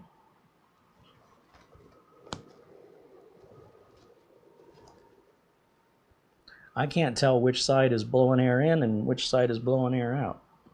I need like a little piece of paper or something. You know what? This little plastic bag ought to be enough. Does it suck the bag in? No, it's blowing the air out. What about on this side?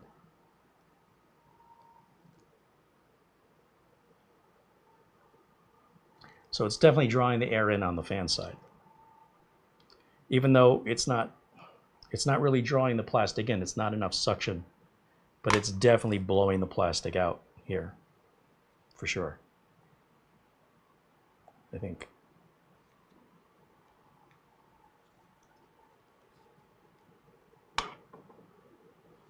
I can't tell. It's such a little airflow. It's a tiny little fan. I guess it doesn't really matter. I'm just curious. And if you look, I don't know how well you can see this on the camera, but the blue light is blinking. I think that suggests we're reading data. And I think when we're writing it, it flashes red. I don't know. On most devices, when the light blinks, it means either one. But I swear I just saw a red light a minute ago. So let's see. Was there a red light? Did I imagine it?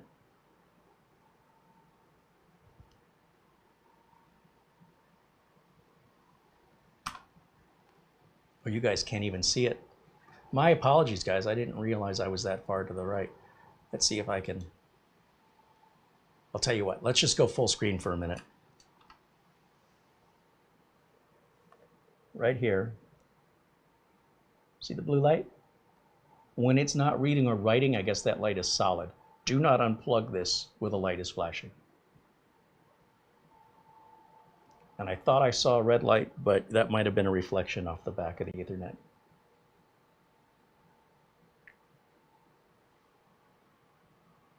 So when I was testing it with a little baggie, I don't know if you saw that either. This side where the fan is appears to be blowing the air out, which would mean it's drawing the air in from here. Again, not that it matters, I'm just kind of curious, but it's such a minor suction, it won't even draw the plastic bag into it. So it's apparently all the airflow that's needed, I guess. It's pretty weak, but you can hear it. Maybe.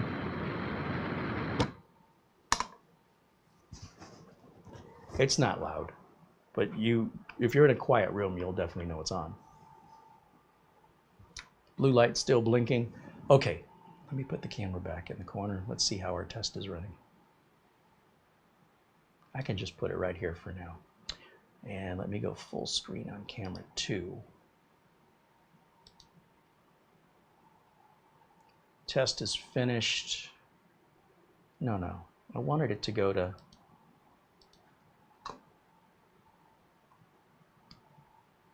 I won't go any higher.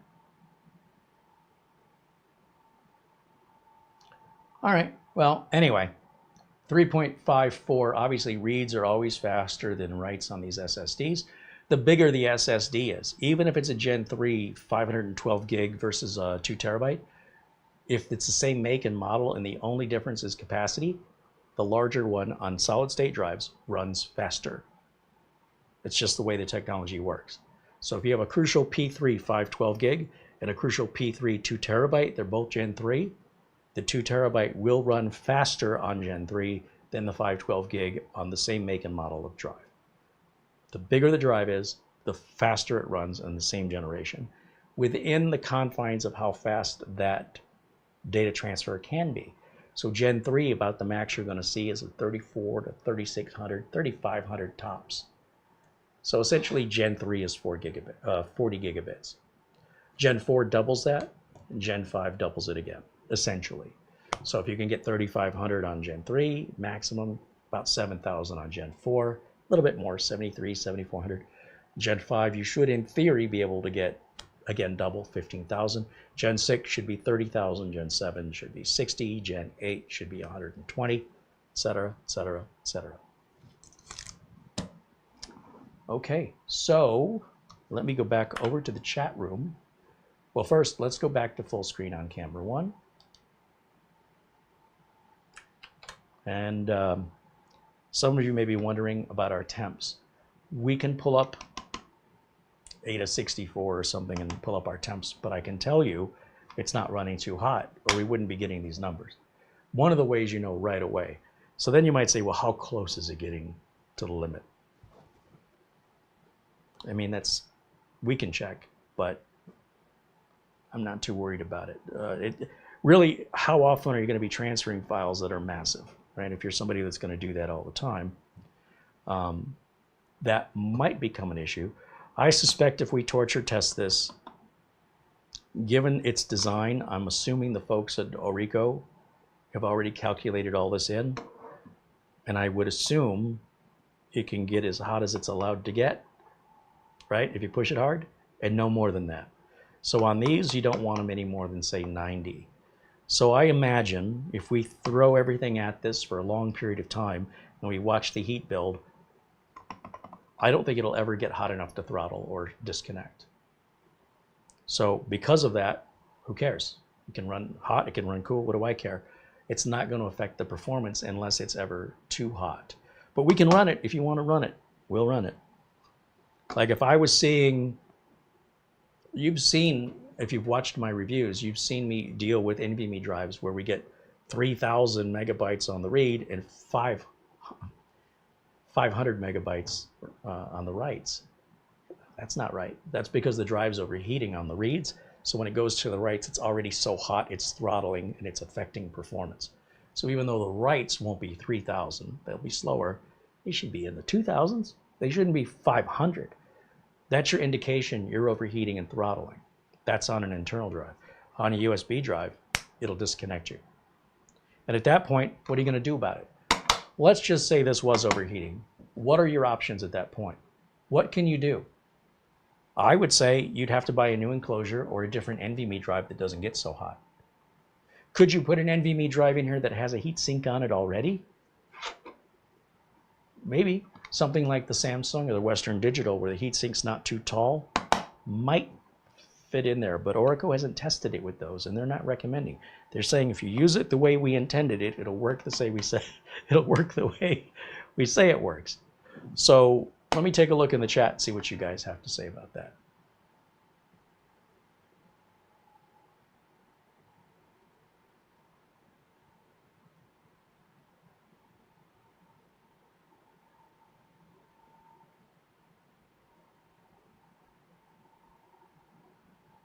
Planet Cryos joins us and says hello. There's Bill Sony T.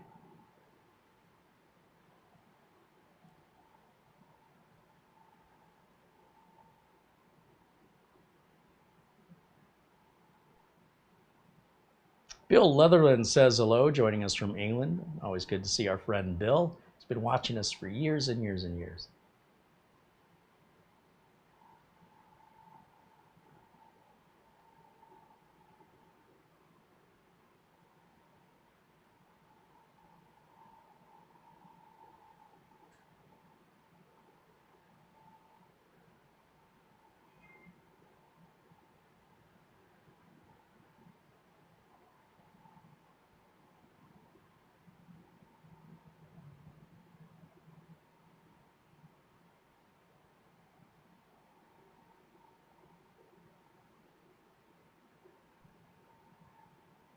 Planet Cryo says he has a few ORICO enclosures and he likes them. William Denton mentions Acasis makes a really nice one as well. Oh, sure. I mean, on the market, there are options for NVMe enclosures, but not many of them are USB 4. That's the whole thing about this, right? Of all the NVMe enclosures out there, how many are Thunderbolt or Thunderbolt 4 or words? Got to use my words. USB 4. So if you filter that down to just USB 4 NVMe enclosures, you don't really have that many to pick from, and they're all going to probably be at $100 or more. So the question is, of those, which one's the best? Well, there's no best. It's like there's a row of candy bars. There's a Mr. Good bar. There's a Reese's Peanut Butter Cup. There's a Butterfinger. Which one's the best? They're all, it's really up to you. When you go to the restaurant and they hand you a menu, and the menu has a lot of items to pick from. Go to Cheesecake Factory, they hand you a booklet that's about this thick of menu items. Chapter 1. Okay. A lot of Chinese food restaurants, you know, you want the number 1 or the number 13 or the number 72 or the number 99. Like, there's a lot of options on the menu. And if you say, well, which one of these options is the best? You ask 10 different people, you're going to get 10 different answers, and none of them are wrong. At the end of the day, there's no such thing as best except as you define it. And it doesn't make it the best for anybody else. Is this good? Does it do what it says it can do? Yes. Is it a fair price? Yes. Is it perfect? To me, no. I think the little plug needs to be easier. I think there needs to be alignment dots to put the lid back on.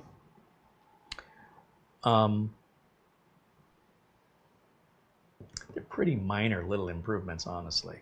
Very minor. I think I had one other suggestion, but I can't remember what it is. It says, and it does exactly, or rather it does exactly what it says it'll do. I'm wondering, you know, when I do reviews like these, how necessary they are, because if the manufacturer already tells you, we've already done all this testing, here's the best you're going to see, even if it's a Wi-Fi router, we're never going to see anything better than that. And you go, well, how will that work for me? I don't know you and I don't know your environment. I have no idea if this is going to be the best thing you ever had or the worst or somewhere in the middle. You have to try it and tell me. And so if you do have one of these or decide to buy one, I would love to hear what your honest comments are about it in our video comment section below this video when we're done live. Like right now, it's a live chat room. When we're done, there'll be a comments. I'd love for you to put it into the comments, not into the chat, in the comments, and share your experience, good or bad. What drive did you use, right? Because that's going to impact your experience. If you put, I got an old drive laying around I took out of a mini PC that's slow, this is overkill for that. It's not matched up properly. So if you're like, well, I didn't get 3800. Well, what drive did you put in there? Well, some old Kingston drive I had. Okay, well, that's why. The Kingston drive bottlenecked it. What computer did you plug it into? Oh, I have a 6-year-old. Okay, that's why it's running slow, because you plugged it into a computer that doesn't have the port that it needs to run at this speed. If you want to see these speeds, you've got to buy the right drive. You've got to have the right USB port on your computer. And it'll do it. If you don't, it's backwards compatible. So in other words, it's still going to work. It's not like it's going to be useless, but you're not going to see the speeds I'm showing you, which match the speeds the manufacturer says it'll do if everything is good. If you've got a good drive, a good cable, which we're using the one it comes with, plugged into a USB 4 or Thunderbolt 3 or 4 port, you too can achieve these speeds. It's that easy. But if you're just going to reuse some old part you've got laying around, you can buy a much cheaper enclosure that doesn't require USB 4.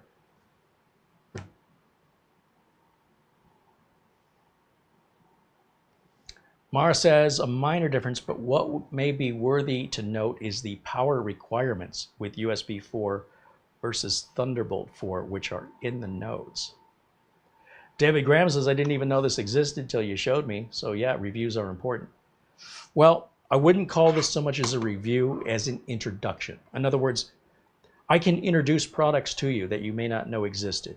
maybe for manufacturers who don't have the big marketing budgets of the large corporations, and maybe as a result have cheaper price points and maybe better, maybe more attractive, or solve a problem that you weren't aware of, that you didn't realize, hey, that would really be useful for me. So I try my best to explain to manufacturers, I don't sell this. I just introduce your product to my audience. We have a very targeted audience interested in tech. It's not like a generic commercial on the radio that airs to everybody, regardless of their interest. You're watching a tech channel. We're showing you some tech you may not have known it existed, or you might just be interested. You might find it fascinating. With regards to reviewing it, I mean, we're not going to see better results than they've told us they've already got. We're just not going to do better than that. I suppose if we received it, it felt like it was cheap or plasticky. It's not. It's got a good solid feel. The top is plastic. The bottom is metal.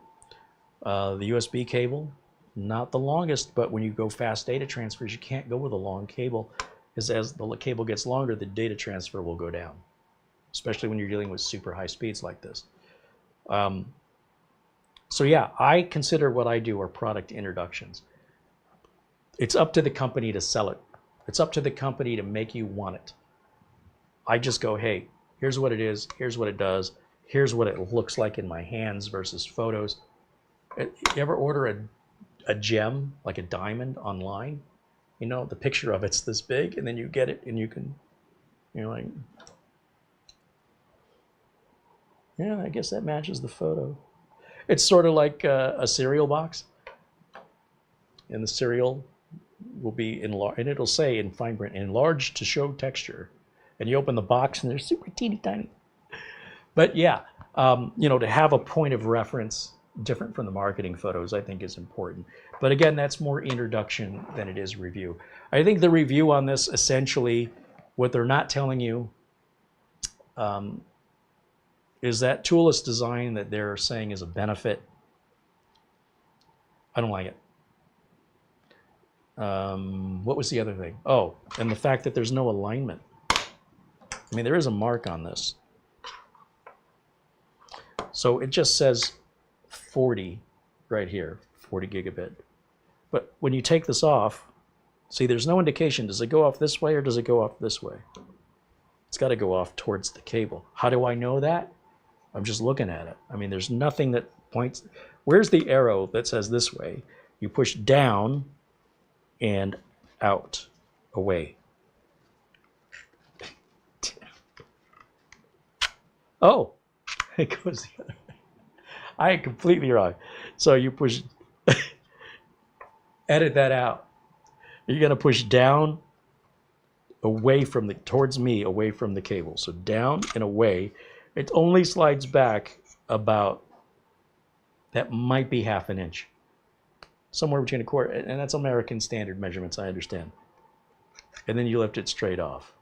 But then when you go to put it back on, you got to remember it was pretty well close to a half inch away, because I had no idea. I couldn't remember. I was like, did it slide all the way out? No, it can't slide all the way. So if I had some alignment dots on the lid that says, you know, align it here, then slide it forward, boy, that sure would have made it easier, and an easier disconnect that's toolless. Those two things, very minor improvements, very minor complaints, but that's my job. That's what I do.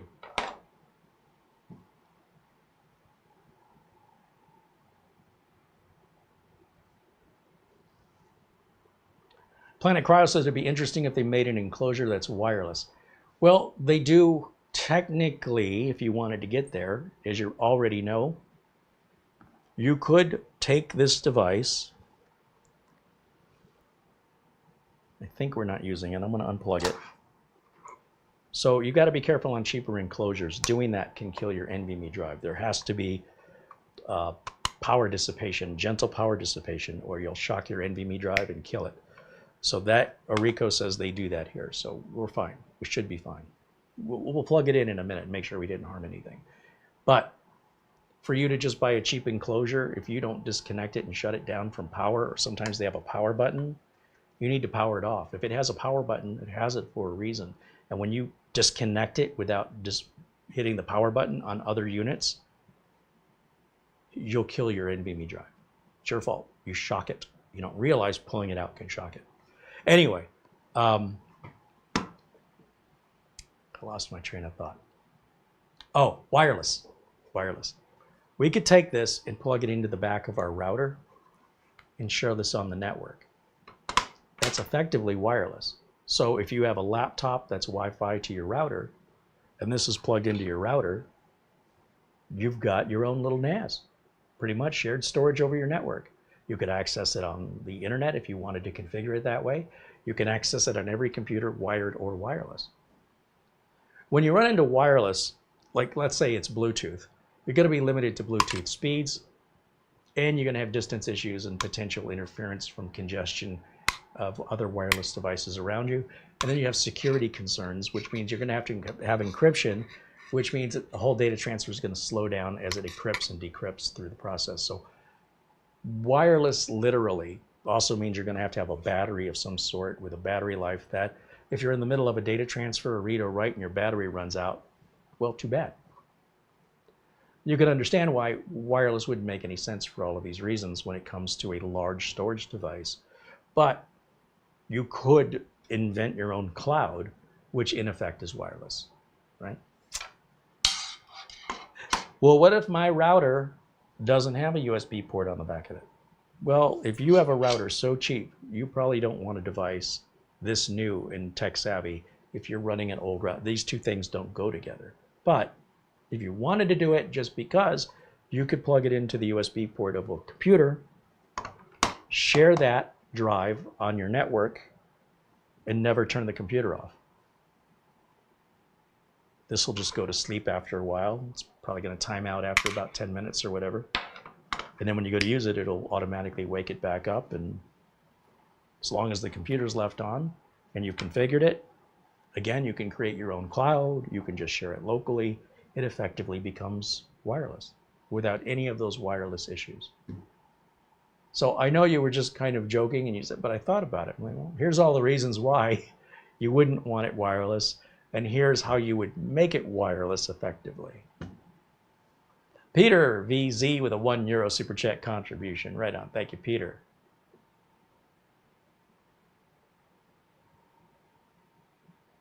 Doman 2000 said it's a questionable design if you can kill an NVMe that easy. So it depends on if you try to make your own NVMe drive and you don't have a capacitor in it for absorbing the power shocks, I can guarantee you're going to kill the NVMe drive. Ask me how I know. Ask me how I know that.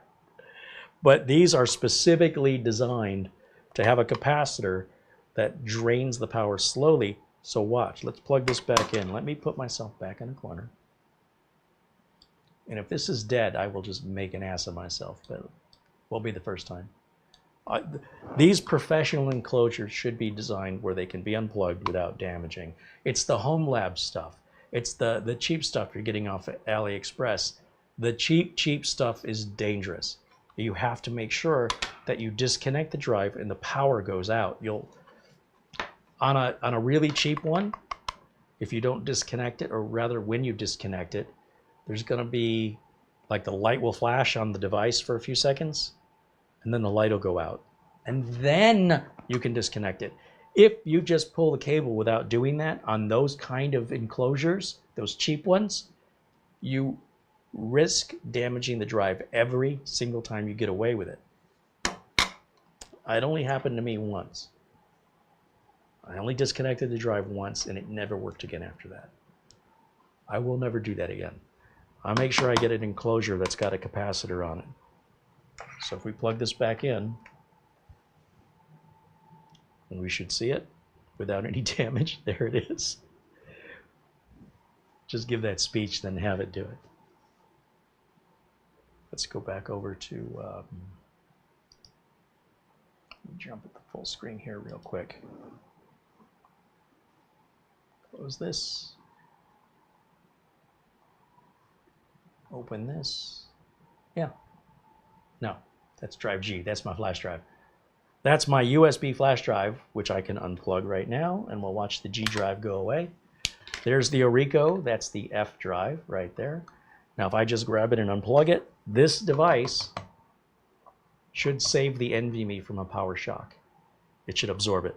So if I plug it back in and it still works, then the device did that. If I plug it back in, it no longer works. I burned it out.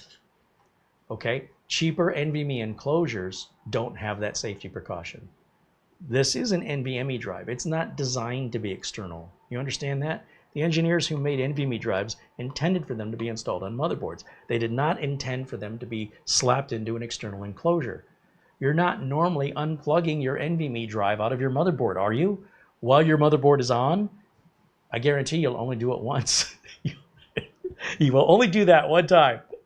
But that's what you're emulating. When you unplug this, it's like you just unplugged it out of your motherboard. And the device manufacturer, the NVMe drive manufacturer, this is not meant to be hot swappable.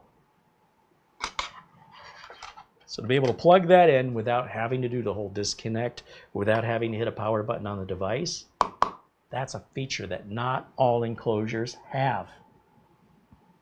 It's a little tip from your Uncle Carey. Okay. Had enough? I give up. Let's go to, hold on a second.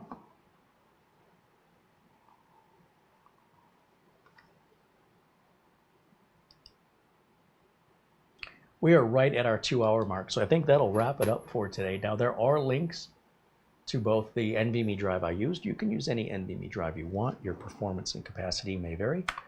Of course, the device itself, the link for that, Mara has added into the show notes from both the original manufacturer link and a link to Amazon here in the US. Let me just check the phone real quick because I have not done that. I'll show.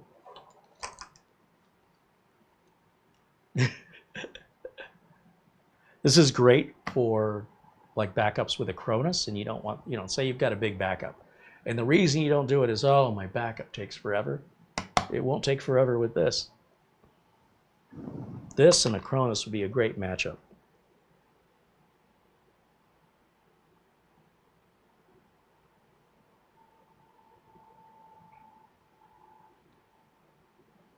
Aw. My friend Ron sent me a picture of a mutual friend's new corgi. Who can't like the face of a corgi or a corgi's butt? They're cute. There's whole memes of corgi butts. That's information we didn't need to know, Carey.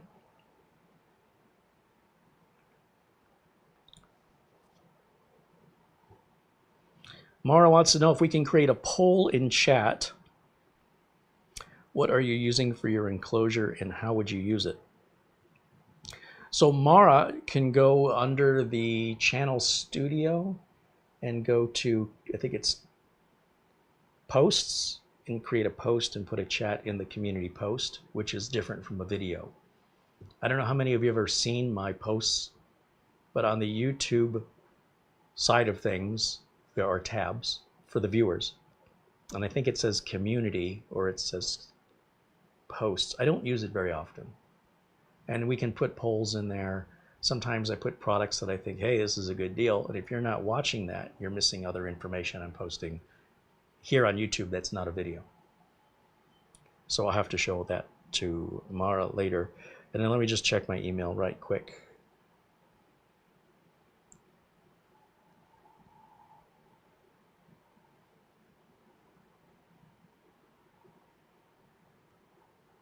I'm still getting updates about houses for sale in Michigan. Prices are still really high. The feds are supposed to drop interest rates, we'll see, but I'm getting like 8 new listings every day for the last 3 weeks. Everybody's trying to sell their house for some reason. Oh, a shout out and a thank you to our friend Paul Gray in Australia, who sent us an Amazon gift card, a very generous Amazon gift card. Paul, again, watches us from Australia. We always want to shout out our friend Buster, who watches us in Scotland, our friend Oystein, who watches us in Norway, and of course our friend Frankie B, who watches us here in New York. All of you, all of the members, as well as all of the viewers, help keep us free from having to be a corporate puppet spokesperson, controlling what I say, how I say, and they have to pre-approve everything before you can see it. I don't want to do that. But financially, to pay the bills, Well, we're viewer supported here. So if you enjoy the content, if you find some value in it, any contribution is appreciated. Gift cards, PayPal, super chats, every little bit, it adds up. And so we deeply, deeply appreciate all the super chats and all those memberships, because without them, there would be no video to watch today. Of course, we want to thank ORICO for sending us the unit.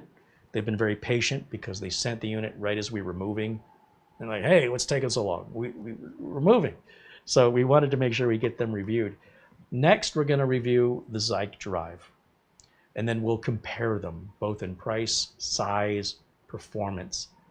And you can make your decision.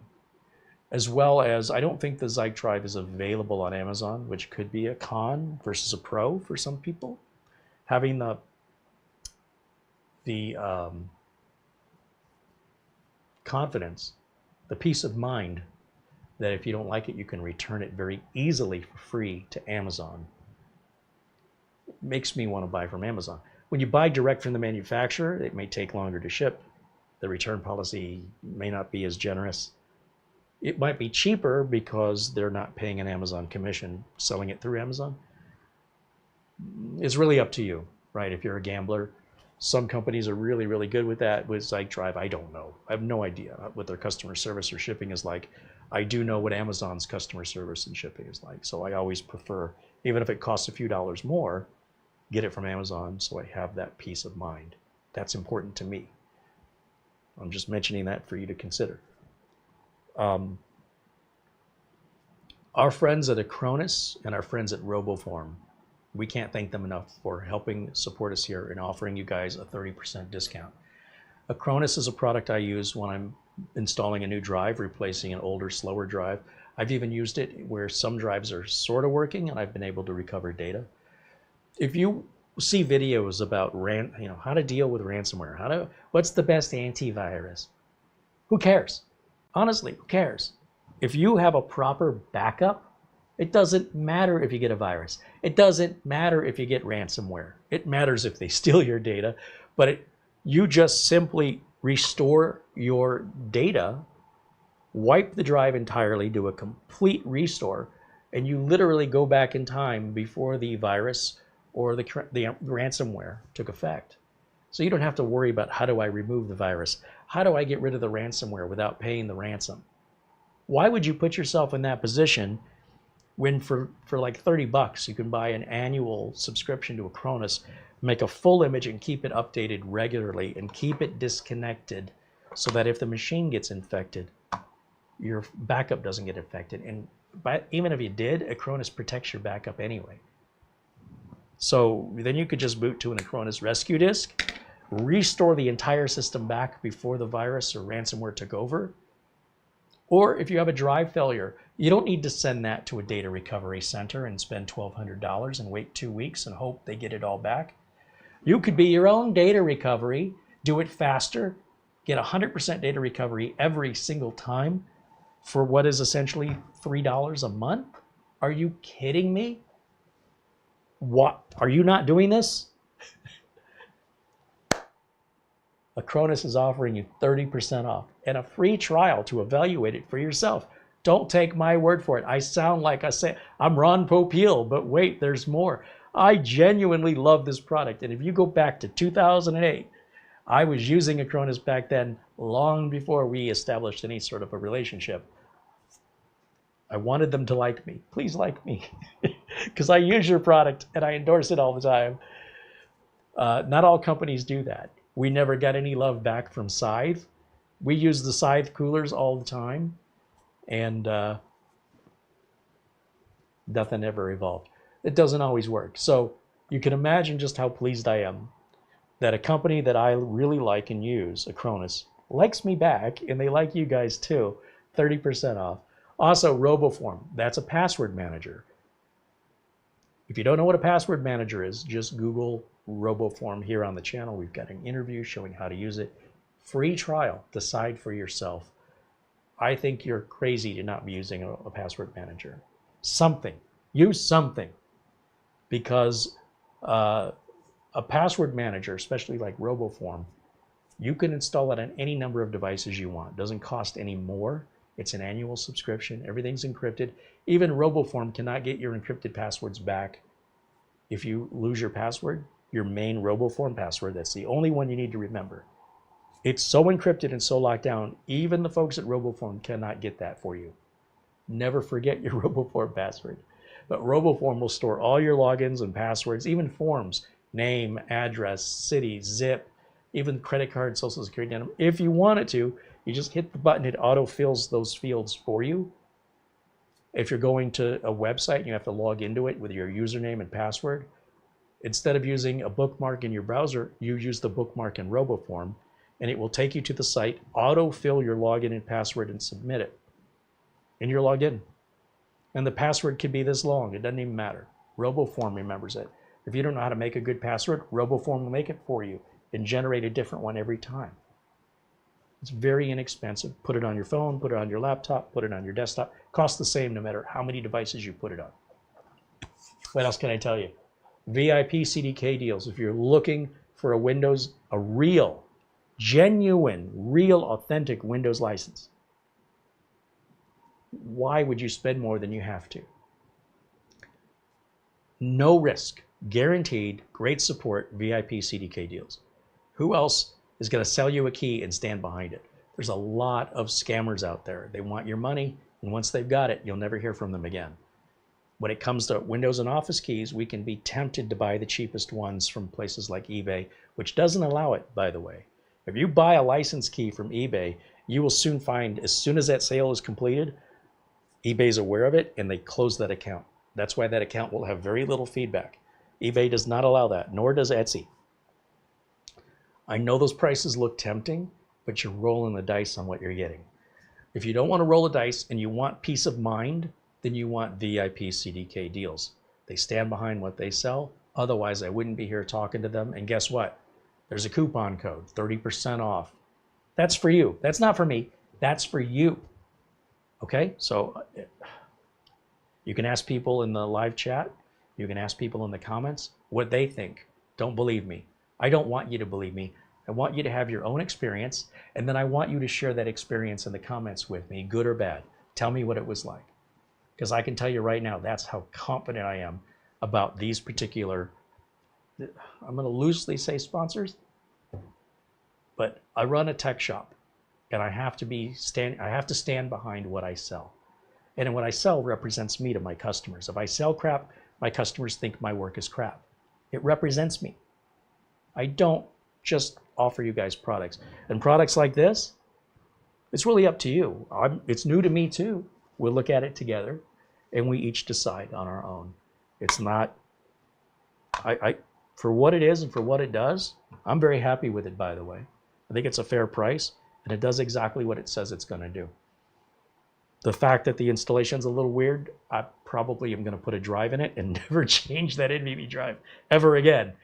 But if you're somebody that's going to be swapping drives around, that's up to you to decide. All right, I think we're good.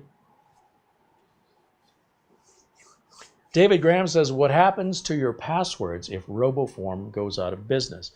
Fair question. Your RoboForm passwords are stored both on RoboForm servers and on your local device.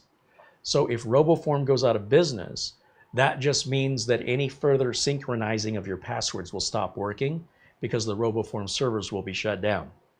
RoboForm is like the OG of password managers. I can't imagine they would go out of business. They've been in business for 2 decades, at least 2 decades. It's not like they're new. They've been in business a long time. If it were me, I'd be more worried about a new company being sustainable. Obviously, RoboForm's sustainable, otherwise they wouldn't be in business for 2 decades. But anything's possible. Anything could happen. So fair question, what if RoboForm went out of business? I'll tell you what's happened with cloud services that have gone out of business. They will send you a notice, an email, and they will say you have 30 days to move your data before it's deleted. You will get a notice by law that it's closing. I will tell you, with RoboForm, a copy of your passwords is encrypted on your local device. So even if the RoboForm servers went down, the RoboForm locally on your device will still function. It doesn't require the RoboForm servers to function. As far as I know, once it's activated, you're good. We can play the what if game all day, right? What if there were no hypothetical situations? Here's the thing, and I can't emphasize this enough. RoboForm is very rarely included in reviews of password managers, and I don't understand why, when in my opinion, it's the best one. It's never had a breach. It's never had an update that's ever caused a computer problem or a blue screen. It's, not CrowdStrike. Never in its history has that ever happened. What happens if it does? Depends what it is. It's unprecedented. So it's also very inexpensive, right? If you want to spend $3,000 on a password manager, I could understand being very demanding. This is a very affordable, functional, historically proven password manager.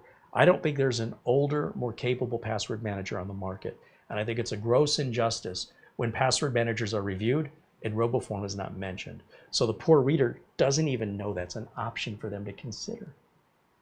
That is such an injustice. Maybe these other password managers are paying to be reviewed, but then that's a commercial. If I'm paid to do a review, that's not a review. I'm sorry. That's not a review. In all honesty, a true review would be something I paid for myself, right? There could be some bias because the product was sent for free. But this is a product I don't need. It doesn't mean that the product's bad. I just ordinarily wouldn't buy this because I don't have any need for this. I use a NAS personally, and I use a little flash drive when I go to customers. But if I had to move a lot of data and I needed a large, fast storage device, I would buy it. So just keep in mind, a lot of people say review when behind the scenes they're getting paid. That's anybody getting paid, it's not a review. Sorry, that's a commercial.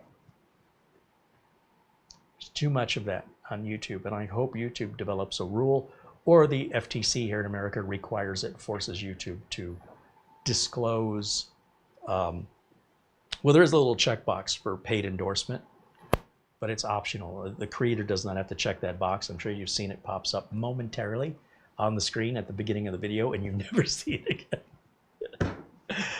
So yeah, that's what's going on behind the scenes. You got to wonder how people pay their bills, right?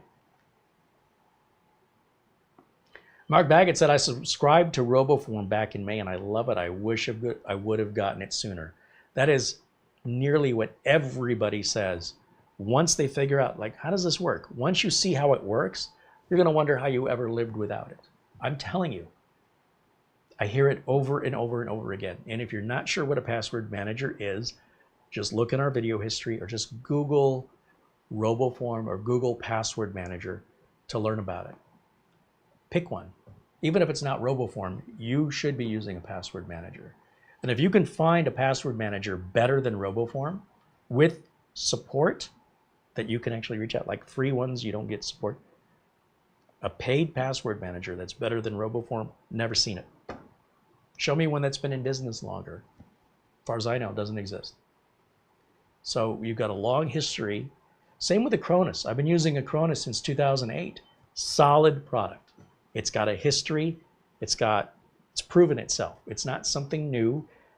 It's not some free thing that you have to figure out on your own and get help from other individuals that may or may not know what they're talking about. This has paid support, free updates throughout your subscription period. It's a bargain. The subscription is far cheaper than a perpetual license that eventually goes out of compatibility with new hardware. So then you end up buying another perpetual license. Once your perpetual license, for a certain amount of time, you're going to get support. Even on a perpetual license, you don't get endless support. It'll cost them more in support costs than what you paid for the product. So subscription licenses are cheaper, keep you up to date, keeps you compatible, gives you the latest security and encryption. Anyway, do what you're going to do. But I'm telling you, they're a bargain. David Graham says, I've got 50 passwords. How does RoboForm handle my existing passwords? You need to watch. And we did a review of RoboForm and how to use it. You can go to RoboForm's website and they will show you how to use it. If you don't want to watch a video, they have their own tutorial right on the website. In fact, let me just take a quick look. Maybe we can grab that real quick. Let me see if I can find the link. We'll go to RoboForm. Now, to use the discount, 30% off, there's no coupon code. You just have to go to roboform.com/Carey, and that automatically gives you a 30% discount. So let's go to Roboform's website. And let me share the screen with you, and we'll look at it together. Window capture is what I want. Okay.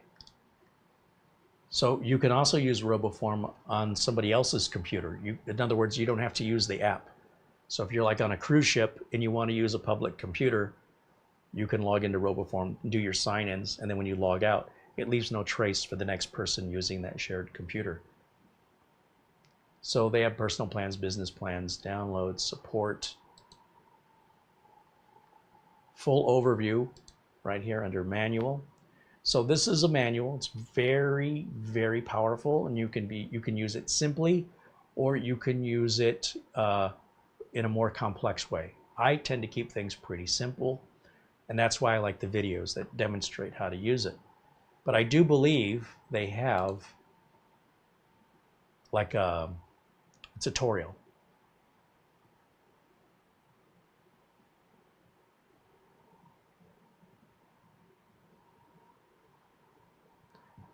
So compared to other password managers, they're telling you what Roboform does that they don't do. Real ratings and real user reviews, frequently asked questions. I know there's a tutorial on here somewhere. How about if we just Google search Roboform tutorial? How about that? Roboform.com/tutorials. So here's installation and setup on Windows, on Mac, creating and saving a login, how do you log into a site, creating a safe note, creating an identity. You don't have to do all this, by the way. These are all things you can do, but you don't have to.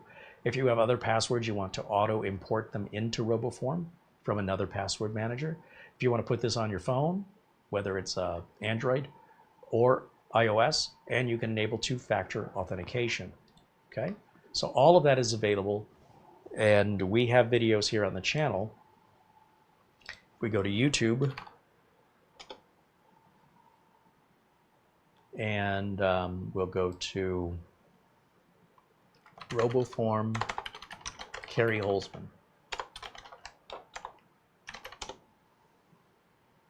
Bingo, interview with Roboform password and special offer. That was last year. But if you don't want to believe me, check out these other reviews. Don't take my word for it. I can't tell you if any of these are paid reviews, and I can't tell you that they're all positive. But I walk through it with Roboform themselves. Who better to tell us how to use the product so that you can see how to download it, how to install it, and examples of how to use it in the most basic way. And then you can dive in deeper if you want to. And then when you do that and you realize what it does, let us know what you think of it. That's how confident I am you're going to love it. Okay, where was I? I was saying goodbye 20 minutes ago. Thanks, you guys. Thank you for the conversation. Thank you for your questions and interacting with me. I appreciate that very much.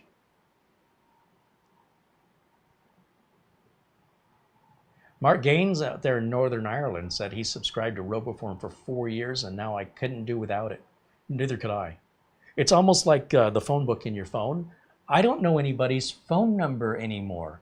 I say I want to call Mara. What's Mara's phone number? I don't know what it is. It's like a password manager. Your phone book on your phone, where you're just putting somebody's name and it dials it, it's kind of like that for your logins and passwords to websites. It's pretty darn cool. You don't have to keep using the same password, nor should you. Every site can have a unique password, and you don't have to care what it is.